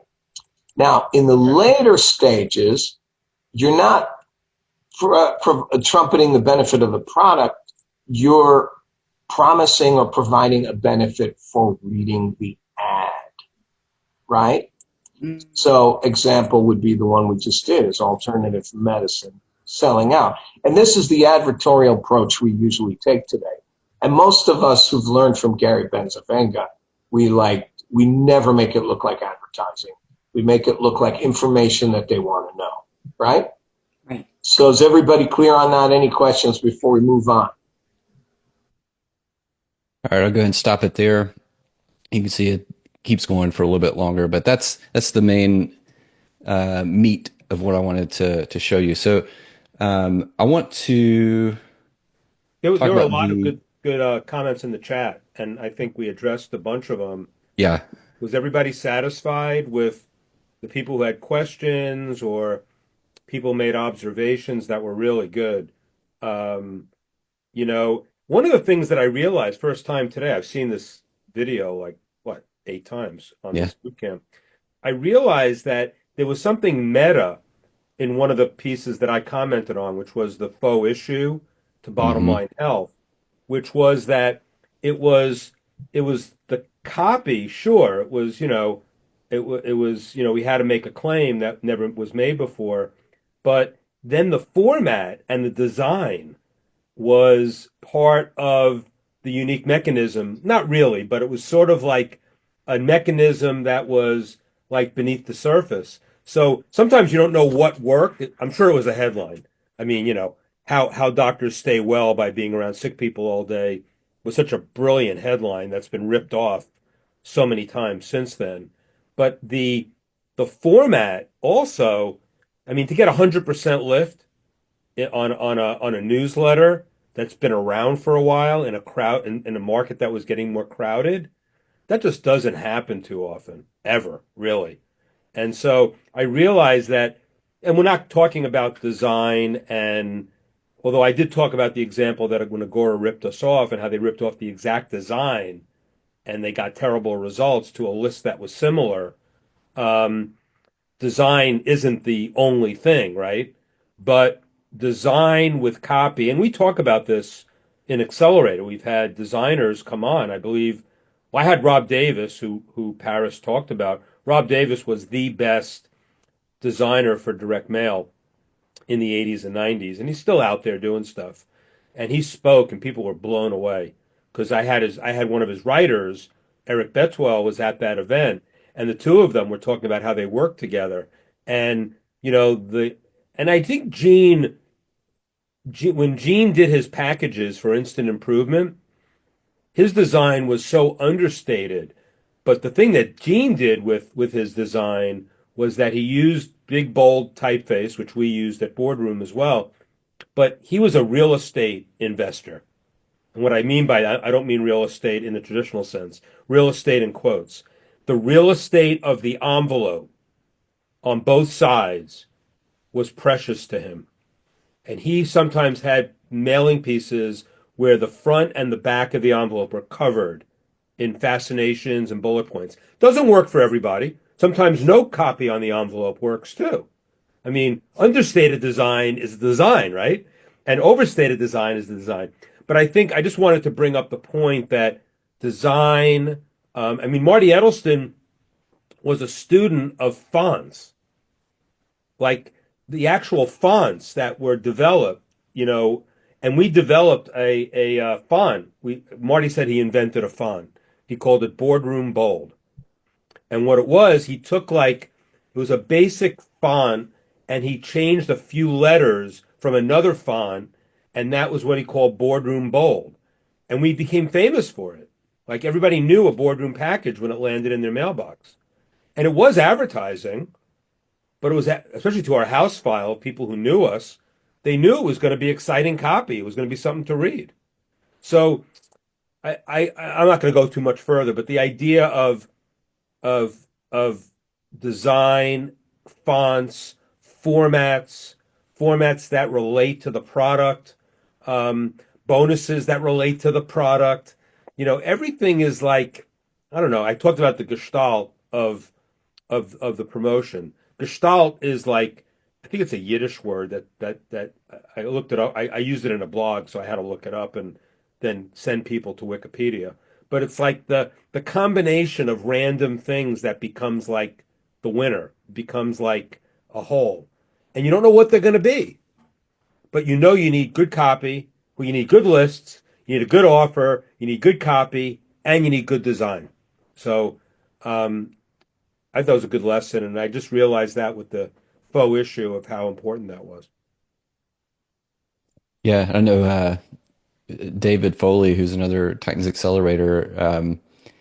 He and David Bear have direct mail insiders that they run on one of their a newsletter, and then they meet weekly too if you're in that group. But he always talks about how never, if you're mailing, never waste the backside of a page. And he's like, I hate getting mail and there's a letter on the front and nothing on the back. He's like, put testimonials, do something.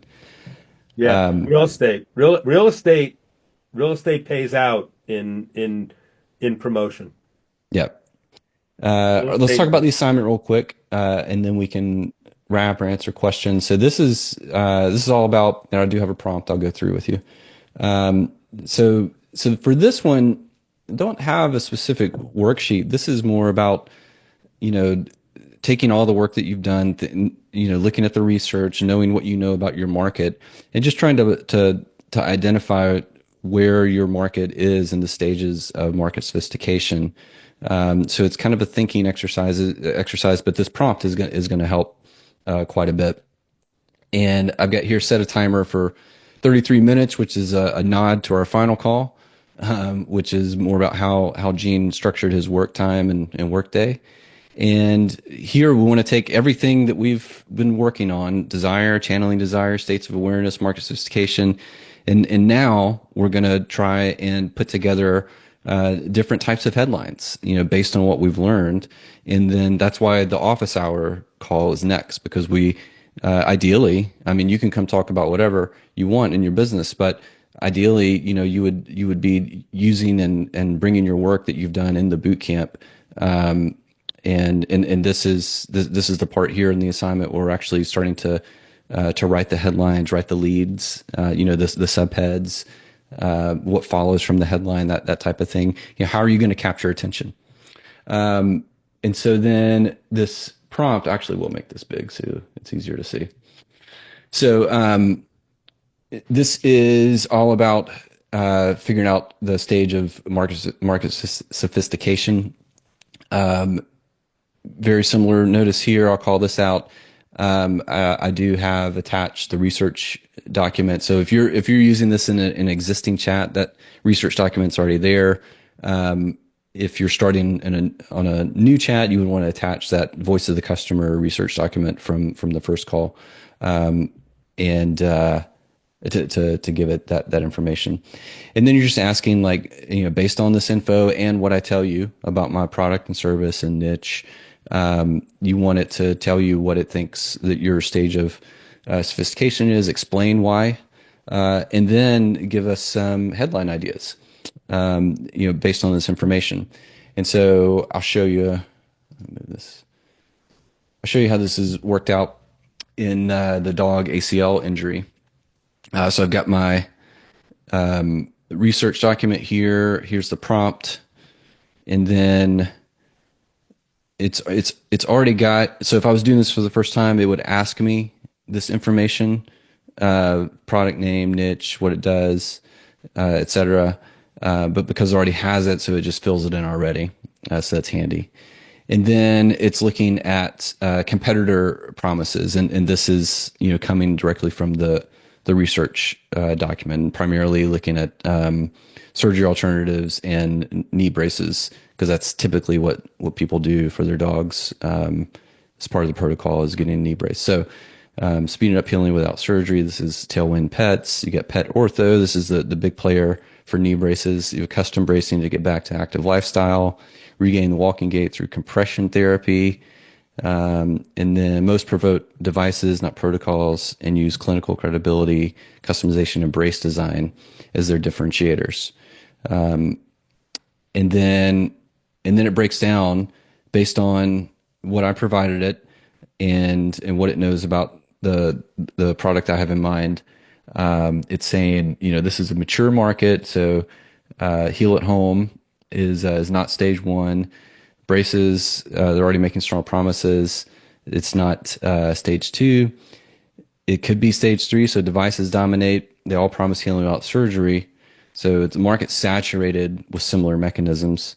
People question whether braces work. Many Reddit threads and voice of customer quotes show skepticism about the braces. And then it says for stage 5, there's skepticism, but not full cynicism. So they still want to believe in alternatives. So that's important. So then what it finally says, your strategy, highlight a unique mechanism or system. You're not just another brace, you're a protocol. Contrast between braces and protocols. Point out how braces alone are incomplete. Use proof and emotional language. Highlight before and after stories. Frame it as real dog parents who healed their dog. Then it gives me sample headlines. So it's telling me that I'm in stage 4 for this product. So this is where it's plotting me. Braces help your dog stand. This protocol helps them heal. So differentiation there, contrast mechanism.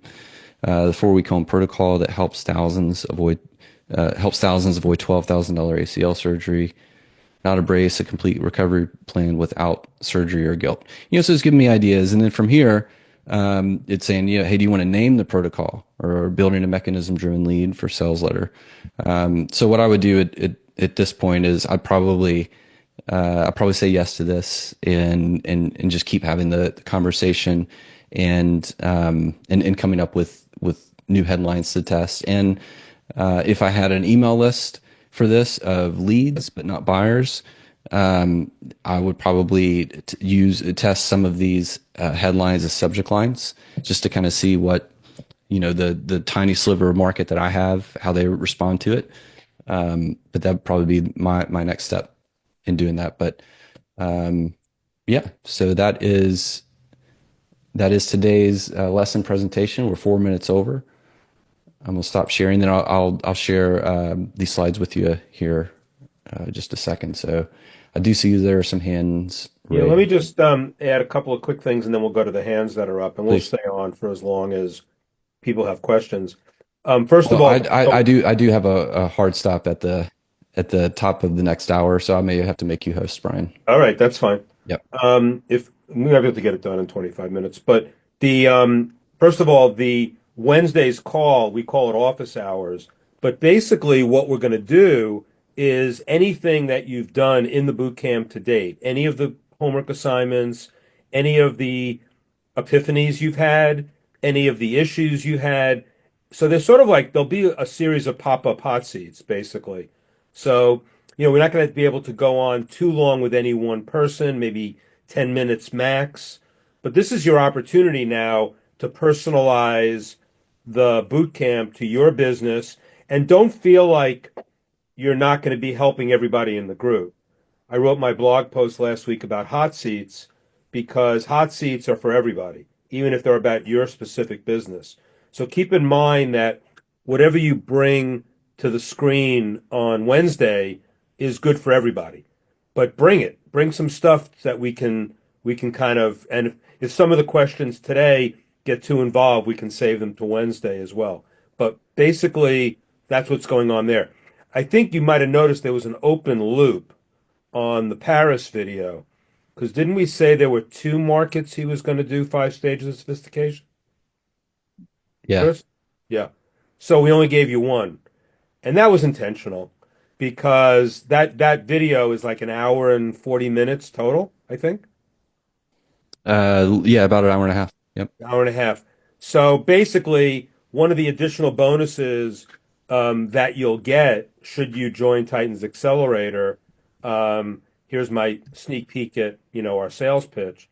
But if you join Titan's Accelerator, besides some unique discounts for being in the boot camp, you'll get unique bonuses, and one of them will be that video from Paris. And I'm still standing by that. I will send everybody a Gene Schwartz is my homeboy mug as well. I found the link, and I will send that to anybody. Not for Accelerator members.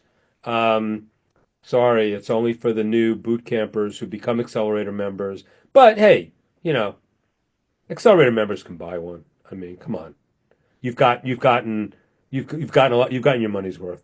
So anyway, that is just a couple little things there. But Wednesday is a powerful call. If you come to it, come to it armed with your, what you've gotten out of the boot camp and what you want to make sure your takeaways and what we want to have deliverables for you, but the deliverables are based on what you need and what you're asking. So come asking, and we will try to solve your issues. And it won't just be me and Chris. The entire room is going to help solve it, because we'll open it up, to the entire room, because there are some badasses on this call. So Definitely. that will help you big time. Okay, that's all I got. Let's go to the cans. All right. Theo, I saw your hand up first. Yo, Hey, man. I'll make this quick because I know we're in a hurry here. One book that has served me well for a long time is Great Leads. Oh, yeah. And he mapped the awareness scale to different leads. So most, for the awareness, you use a direct, we had a grid for that. I think it's it's Michael Masterson, but it's Mark Ford. Yeah. But we used, there was a grid of great leads and market sophistication that I used in a presentation I gave at AWAI, because there's a great grid in the book that really maps that out. Yeah, I'm looking at it right now. So as you guys know, I sell supplements, and in the state of sophistication is fourth stage. So, I've created a new mechanism and then I embellish on it. So I have already written a problem solution lead, where I invented a name for the problem, and the name for the problem is the unique mechanism. Does that sound like I'm kind of on the right track? I think so. I think so too. Yeah. It seemed to, when I wrote it, I was like, okay, this clicks, this works. But that awareness scale that he did in Great Leads is great, because you can, on one end of the spectrum, you have offer leads, then there's promise leads, problem solution leads, which is what I'm going to do, secret leads where it's more indirect, proclamation leads, and then of course story leads for the least aware. Run through your process through the prompts that Chris just gave you also. Yeah. I'm doing that too. Yeah, because the AI stuff is new. Yeah. Cool. That's what I wanted to know. So I'm done. Thank you. Awesome. Thanks, Theo. Nils. Yeah, thanks, Chris. Hey, Brian. Question about with levels of sophistication in the world of business, all those things are well exhausted there's things to help, but there's a very tiny segment of the market that knows about operating systems a la EOS, and even a smaller sliver that knows anything about Pinnacle. So when I think about this, am I looking at that at the macro business transformation level, or am I looking at it as the kind of the mechanism level, because virtually nobody knows about these things? When you say virtually nobody knows about, you're saying they don't know about what EOS is?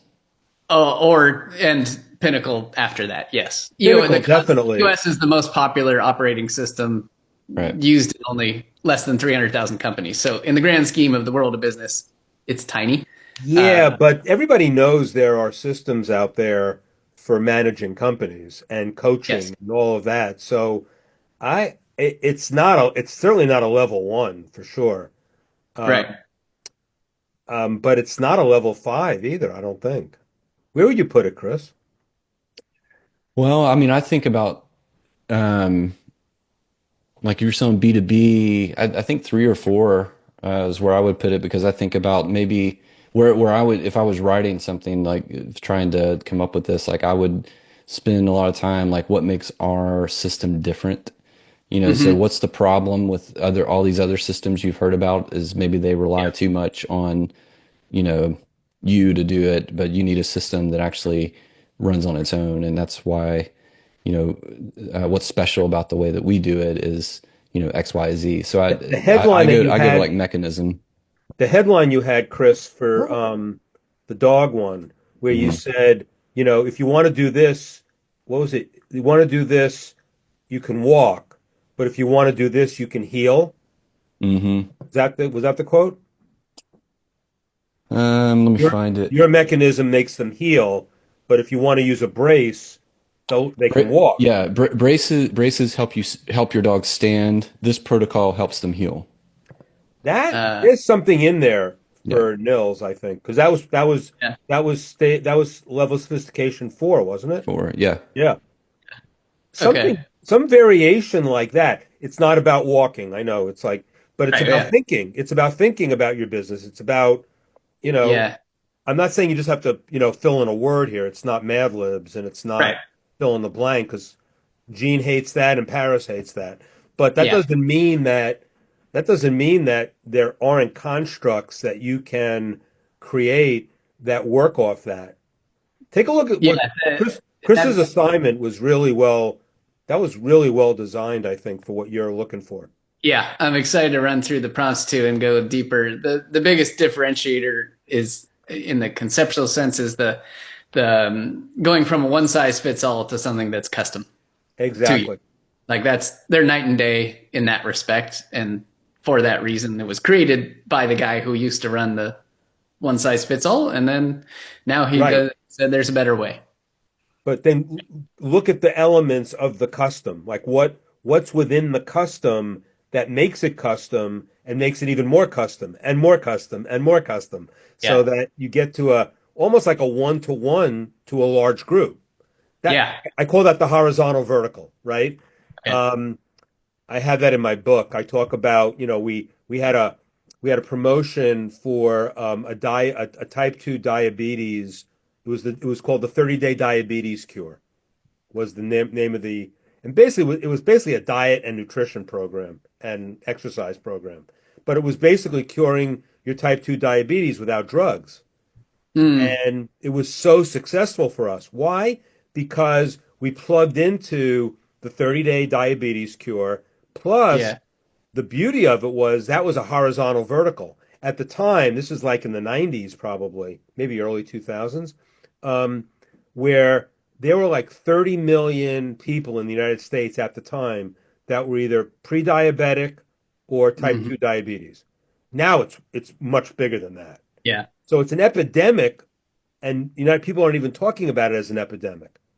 Yeah. So having that in addition to knowing that, and that was probably, as far as a sophistication, it wasn't that.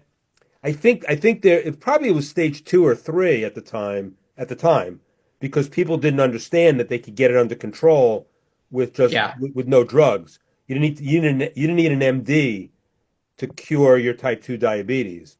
So there was an element there that we stumbled on, sort of, but we were definitely marketing into probably stage 2, stage 3, probably stage 3 sophistication.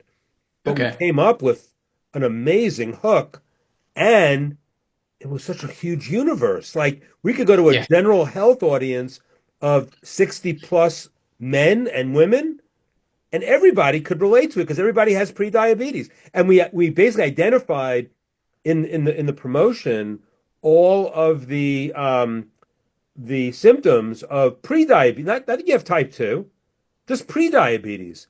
And you read that, that was like Paris with the quiz that you have to pass. Everybody would pass this quiz, basically. What are your symptoms? Boom, boom, boom. You could do that. Doing a quiz for your business people, Nils, would work very well. But make sure that they answer the questions and then need your product.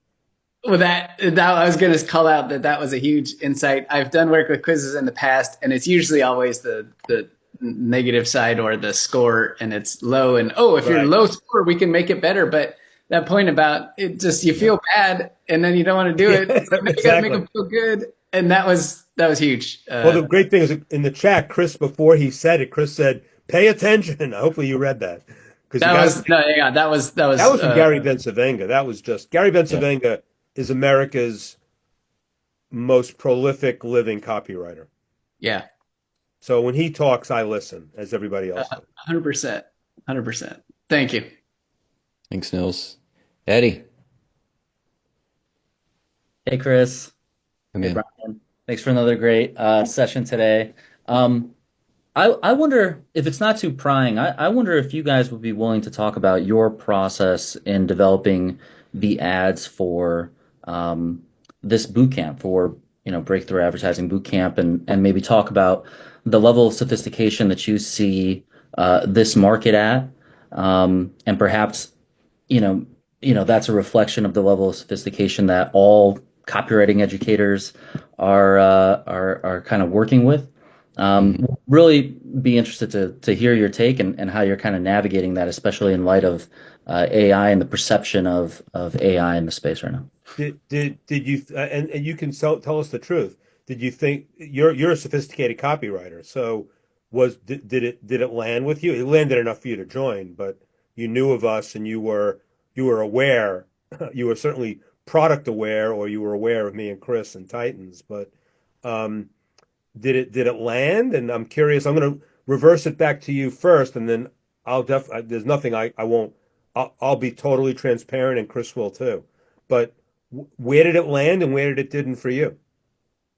Well, to be honest, I might do this every year with you guys. I think now it's really important, if you're a copywriter, if you're a creative practitioner in any discipline, to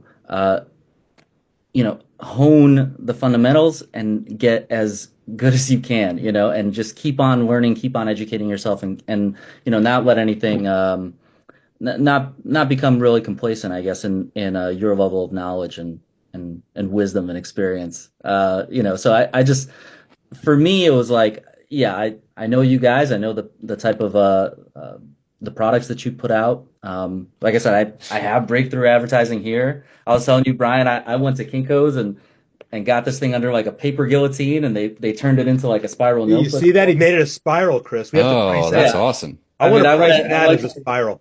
I went pretty nerdy with it. But you know, so I think it's kind of unfair. Yeah, I'm kind of an unfair reflection of the market. Yeah. But I don't think we're necessarily writing to you. Probably not. But the thing is, you are and then Chris will take over because he did a lot of the writing. So I didn't, I write in my blog, in my PS, and that comes from me, from my heart. But Chris is really looking at the market a little bit more than I am when he's writing the promotions. But there's a concept that I just love. It was somebody who was on a hot seat at my Jeff Walker mastermind, and she is did I talk about this? She's a leader of women entrepreneurs. Did I talk about that in the boot camp? I've talked about it at Accelerator. So the concept is it's a boat going through the water, right? And so you have the direct, front of the boat, and you're going straight dead ahead, and who are you taking with you straight dead ahead? Like that's your target market. And she was like she was looking at all the different sub-markets, and she realized if she goes after this one market, that was the one market that she wanted most, everybody else seems to come along for the ride. And if they don't, that's fine, because she's targeted that market. So I think that's our philosophy with the boot camp. We want people who are at least a little dangerous, that they've done some marketing, some copywriting. If they bought the book, there's a different promotion we go out to if you already have the book. Because if you have the book, you're probably not using it. It's sitting on your shelf collecting dust. And so that's an approach to the people who have the book. So we have a bunch of different angles. But the thing is, there's like what do they call it? The waft. It's not the waft. When anybody a boater here? Like the wake? The wake, right. So the people who come along, obviously I don't do any boating, but it's the wake of the water, right? And it's amazing the people who come along in the wake, some of those end up being the best students, but we didn't go after them. There's a blog post you should read on my blog page. It's look up, just put in the search, Beautiful Bride. No, not Beautiful Bride. That would be the one for my daughter's wedding. There's one that I talked about it was maybe put in Bride. I'll get the title for you on Wednesday. But it's basically it was about how Brides Magazine actually found out by accident. Brides Magazine, interesting marketing approach, right? People buy Brides Magazine for a year, and after they get married, they get rid of it, right? So, or 2 years or whatever. I mean, not many renewals to Brides Magazine.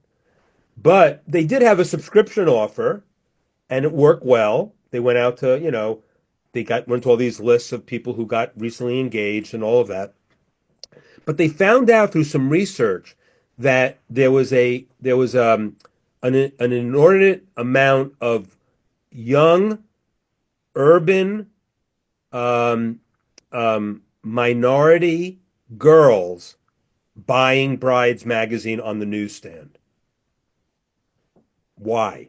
Like, why is a 14, 15-year-old inner city youth, girls buying Brides Magazine? Not because they're all pregnant. That's not the statement we're making here. They're not getting married. It's a dream book. It's a dream book. The publisher, I think it was Hachette or one of the big publishers, somebody said, "Oh, we should go after that market." And they said, "No freaking way. That's an accidental market that's in the wake, right? And you just take it, you count your money, and you move on. Because to go after that market would be throwing good money after bad. They were buying it on the newsstand. They never would have subscribed. If you marketed to them on the cover, that would blow away your core audience.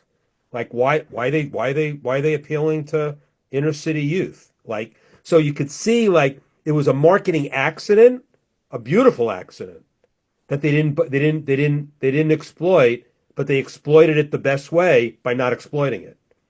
It's an interesting case history, and there are a lot of case histories like that in marketing, and so it's the whole point of who comes along in the wake. So, Chris, you want to just speak to some of the promotions we did, and Yeah. how we targeted it? Because I know Yeah. you thought a lot about this. Yeah, and we worked with ad agency that helped us with the targeting, but we were basically going after, kind of middle and bottom of funnel.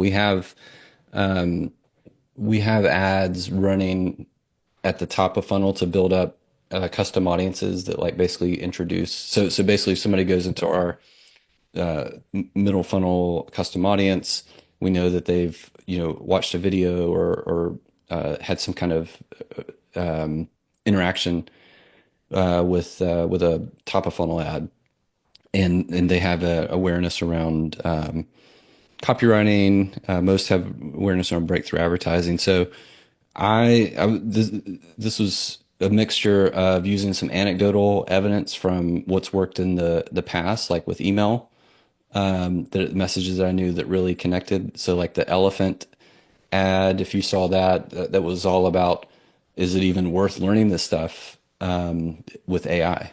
Like if AI can just do it all. That was an email that I wrote, and it was almost verbatim in the ad. I changed it a little bit. And then I used I used an image that AI generated where breakthrough advertising was misspelled. That ticked a lot of people off. I came to find out they kept commenting about it, but it was intentional because it was a little bit of a, inside joke. But that was our top performing ad. And that Yeah, was you that's also did one that Elephant says, ad was your top performing ad? that brought in the most sales. It also brought in the most hate in the comments. which is actually good. you sent That's me good that? news, right? You turn off the people that you don't want, and you get the people you want. Also, the one that you said, "Would you like to meet Gene Schwartz?" as the subject line, Yeah. that probably didn't resonate with everybody, but the ones it did resonate with, Yeah. those are the Gene Schwartz groupies, and I know that one did well, not as well as the one you said. Yeah. Our second best performing ad was the one that was all about the copy assembly line. And that was one where, so I was trying to like introduce a mechanism into writing copies. So reframing. So I opened with that. In 1991, Gene Schwartz said this about your sales copy.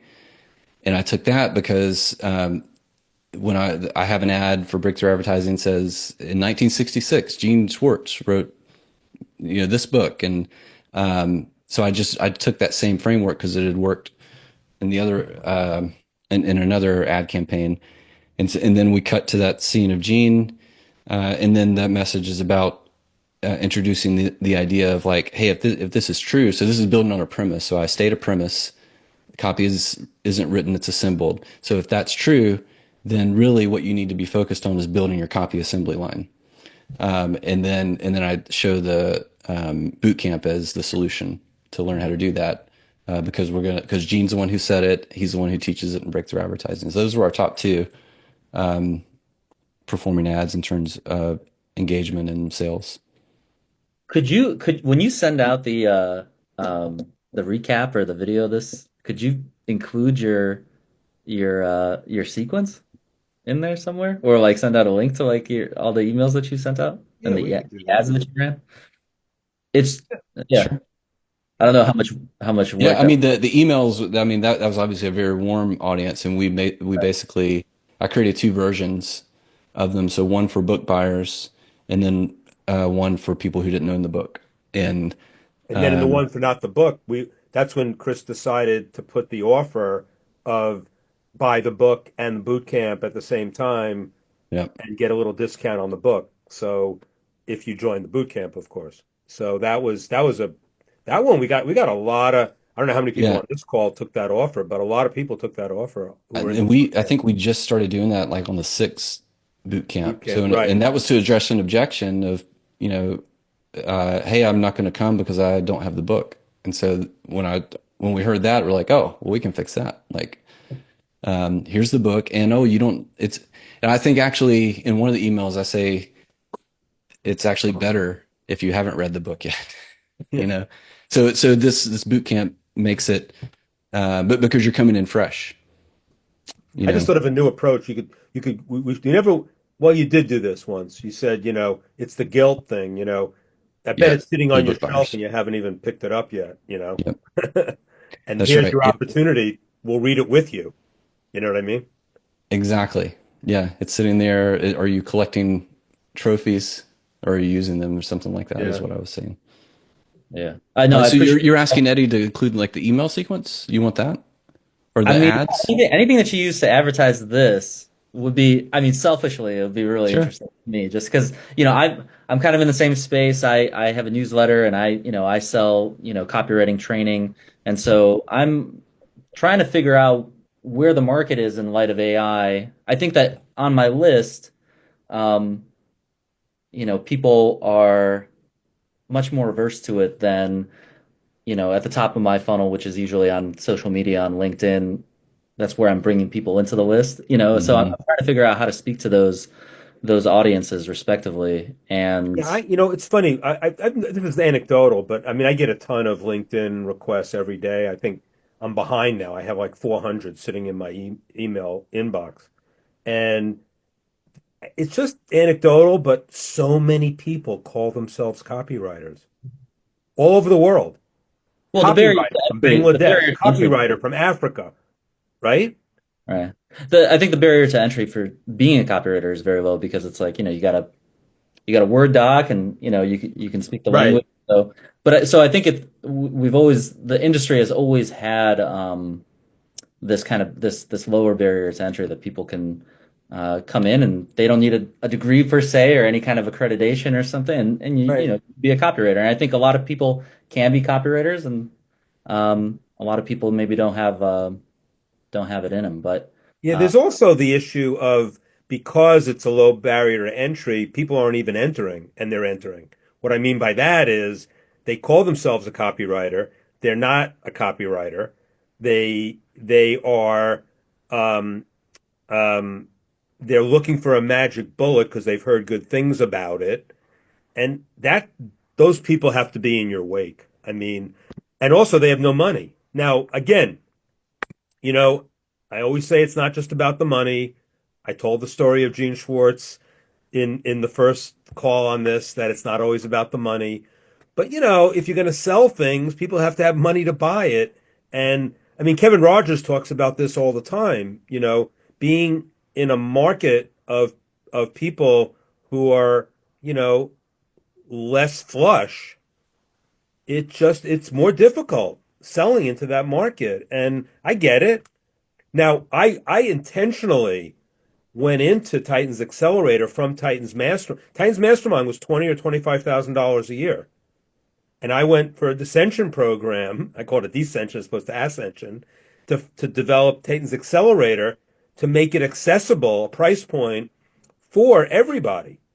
But even at $200 a month, which is the lowest you could pay per month for Titans Accelerator, it's a barrier for a lot of people who are like, 22-year-old copywriter from India who wants to learn the craft.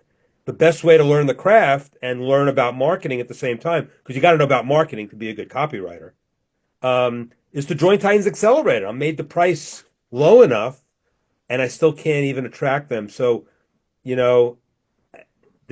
I've given some. I have an angel fund for certain people. There was a beautiful woman from Kenya, and I met her through an organization that I did some fundraising with in Kenya. Stu McLaren has Village Impact, and I went and I donated a classroom to a school in Kenya that he was building, and I found this copywriter there, and she had no money. I gave her a scholarship to Titans Accelerator because I knew, and she still can't afford it, so I didn't give her the renewal for free, but she made contacts already. She's building her career. If she ever pays me another dime, doesn't matter. you know. But that's the wake. That's part of the wake. But the wake, you don't have to dismiss them either, right? Even if they can't afford you. I don't give away Titans Accelerator just to anybody. And, you know, I am a softie. I'm a soft touch. But, you know, but I gave you that example because that meant something to me. That if she can, because she was like a student. I mean, she really wanted to learn. And she just had no money. I mean, literally. I mean, you know, she's making, who knows, $30 a month? I mean, whatever it is. It's like, it's crazy. So, you know, $200 a month would be like, you know, just so beyond her.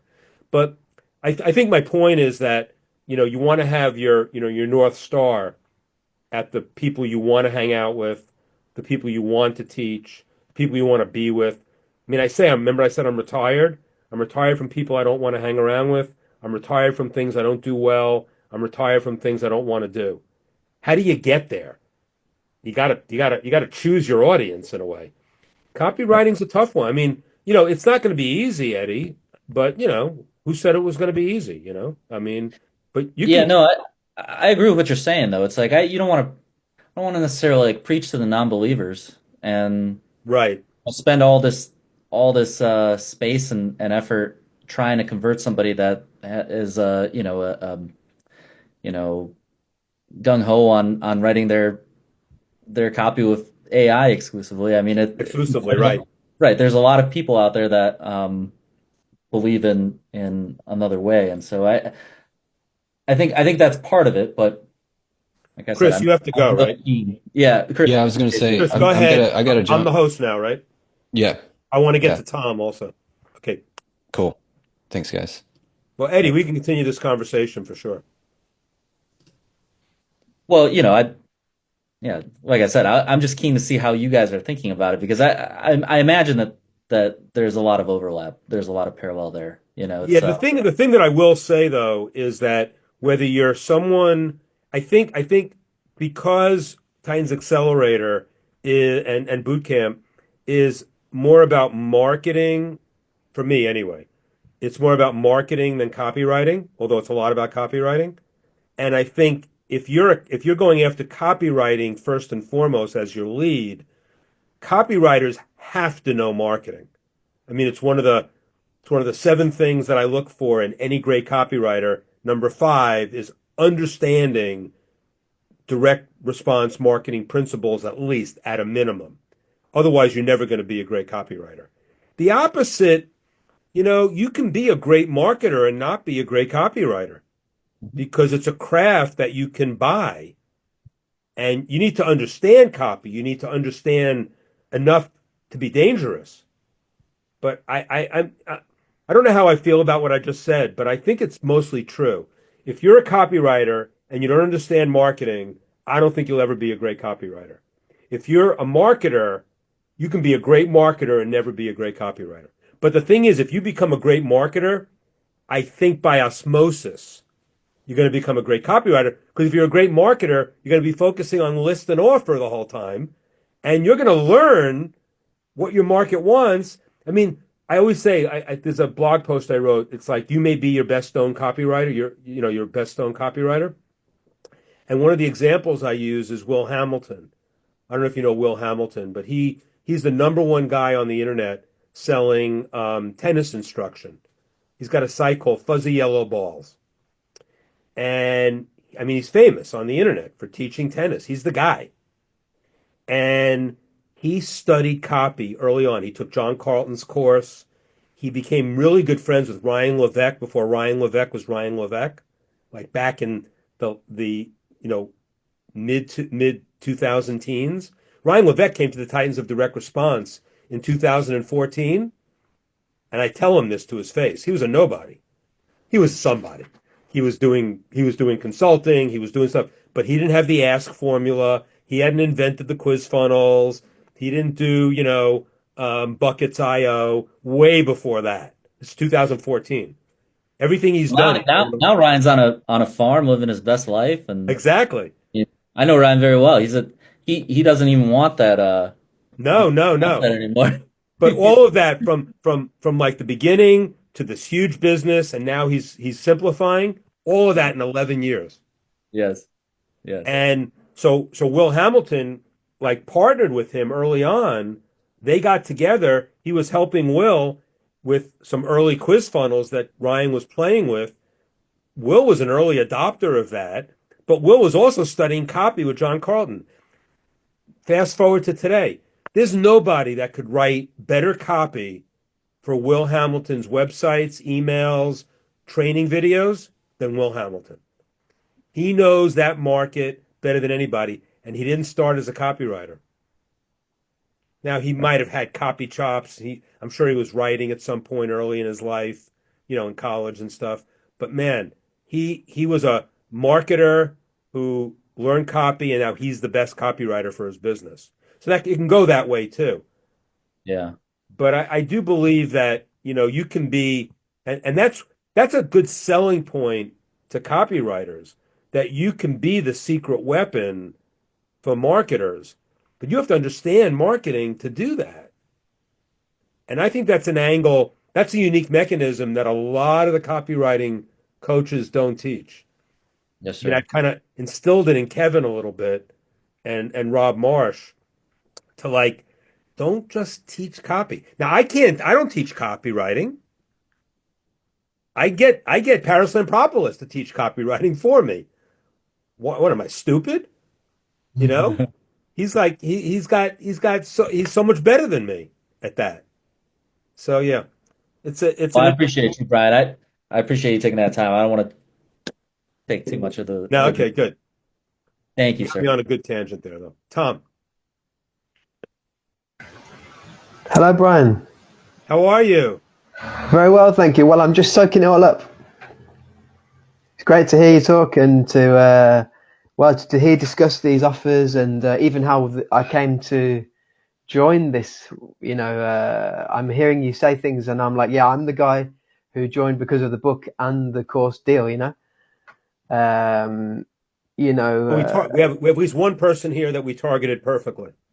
Perfectly, that's right. Yeah. So what was I? I was product aware, but I wasn't quite over the line. And I think the messaging around mastering the fundamentals is what wrapped it up to. Yeah. I just wanted to tell you that I've been using the first 3 days homework as a business plan for a client I've just started working with. I'm basically going to send him my homework. So That's interesting. That's interesting. Yeah, you did the course. Hey, I was working on this course for your business, and here's what I did. That's awesome, actually. Yeah, so I'm at the states of awareness point, analyzing their customer. Okay. And now, obviously, after today, I have the chance now to talk about the sophistication of the market, and it seems like I think that we're at level 4 with this market because it's a interior design company that sell wood panels, which have some unique qualities like acoustic properties, and it's high ticket in that range, but it's a crowded market. Okay, so you've got the exercises to figure out what your unique selling proposition is going to end up being. And this is driving towards some kind of lead magnet where we give a guide or some kind of style guide or installation guide to capture emails on the website, because it's a popular website, and they actually have already about 12,000 subscribers, but they think the list is kind of cold. So some kind of guide or some kind of rejuvenation of interest is what we're trying to do, Oh, maybe on Wednesday, if you can, get your question concrete, we can pop up hot seat you if you want. That'd be amazing. And obviously this week, tonight's assignment is to do the first draft. So that is very much, it's lining up well because I'm going to talk to them next Friday with my first draft. So, the stars are aligning, which is well, we set up the nice. Schedule just for you. I have to thank you. Yeah. I do appreciate it. All right. Cool. Well, good Thanks job, very much. Tom. Good job. You're a good student. Good student. See you on Wednesday. Yeah. See you on Wednesday. And we'll see everybody else on Wednesday. Hopefully everybody got a lot out of today's call. Definitely come Wednesday. Come equipped with your questions, your challenges, your commentary, whatever. And then on Thursday, we'll have the Titans Accelerator call, and we'll have two amazing copywriters there, John Carlton and David Deutsch. So can't miss that. So I think that's it. So I am going to stop the recording and say au revoir. My French is not that good. And I will see you all on Wednesday. Hi, thank you. This is awesome.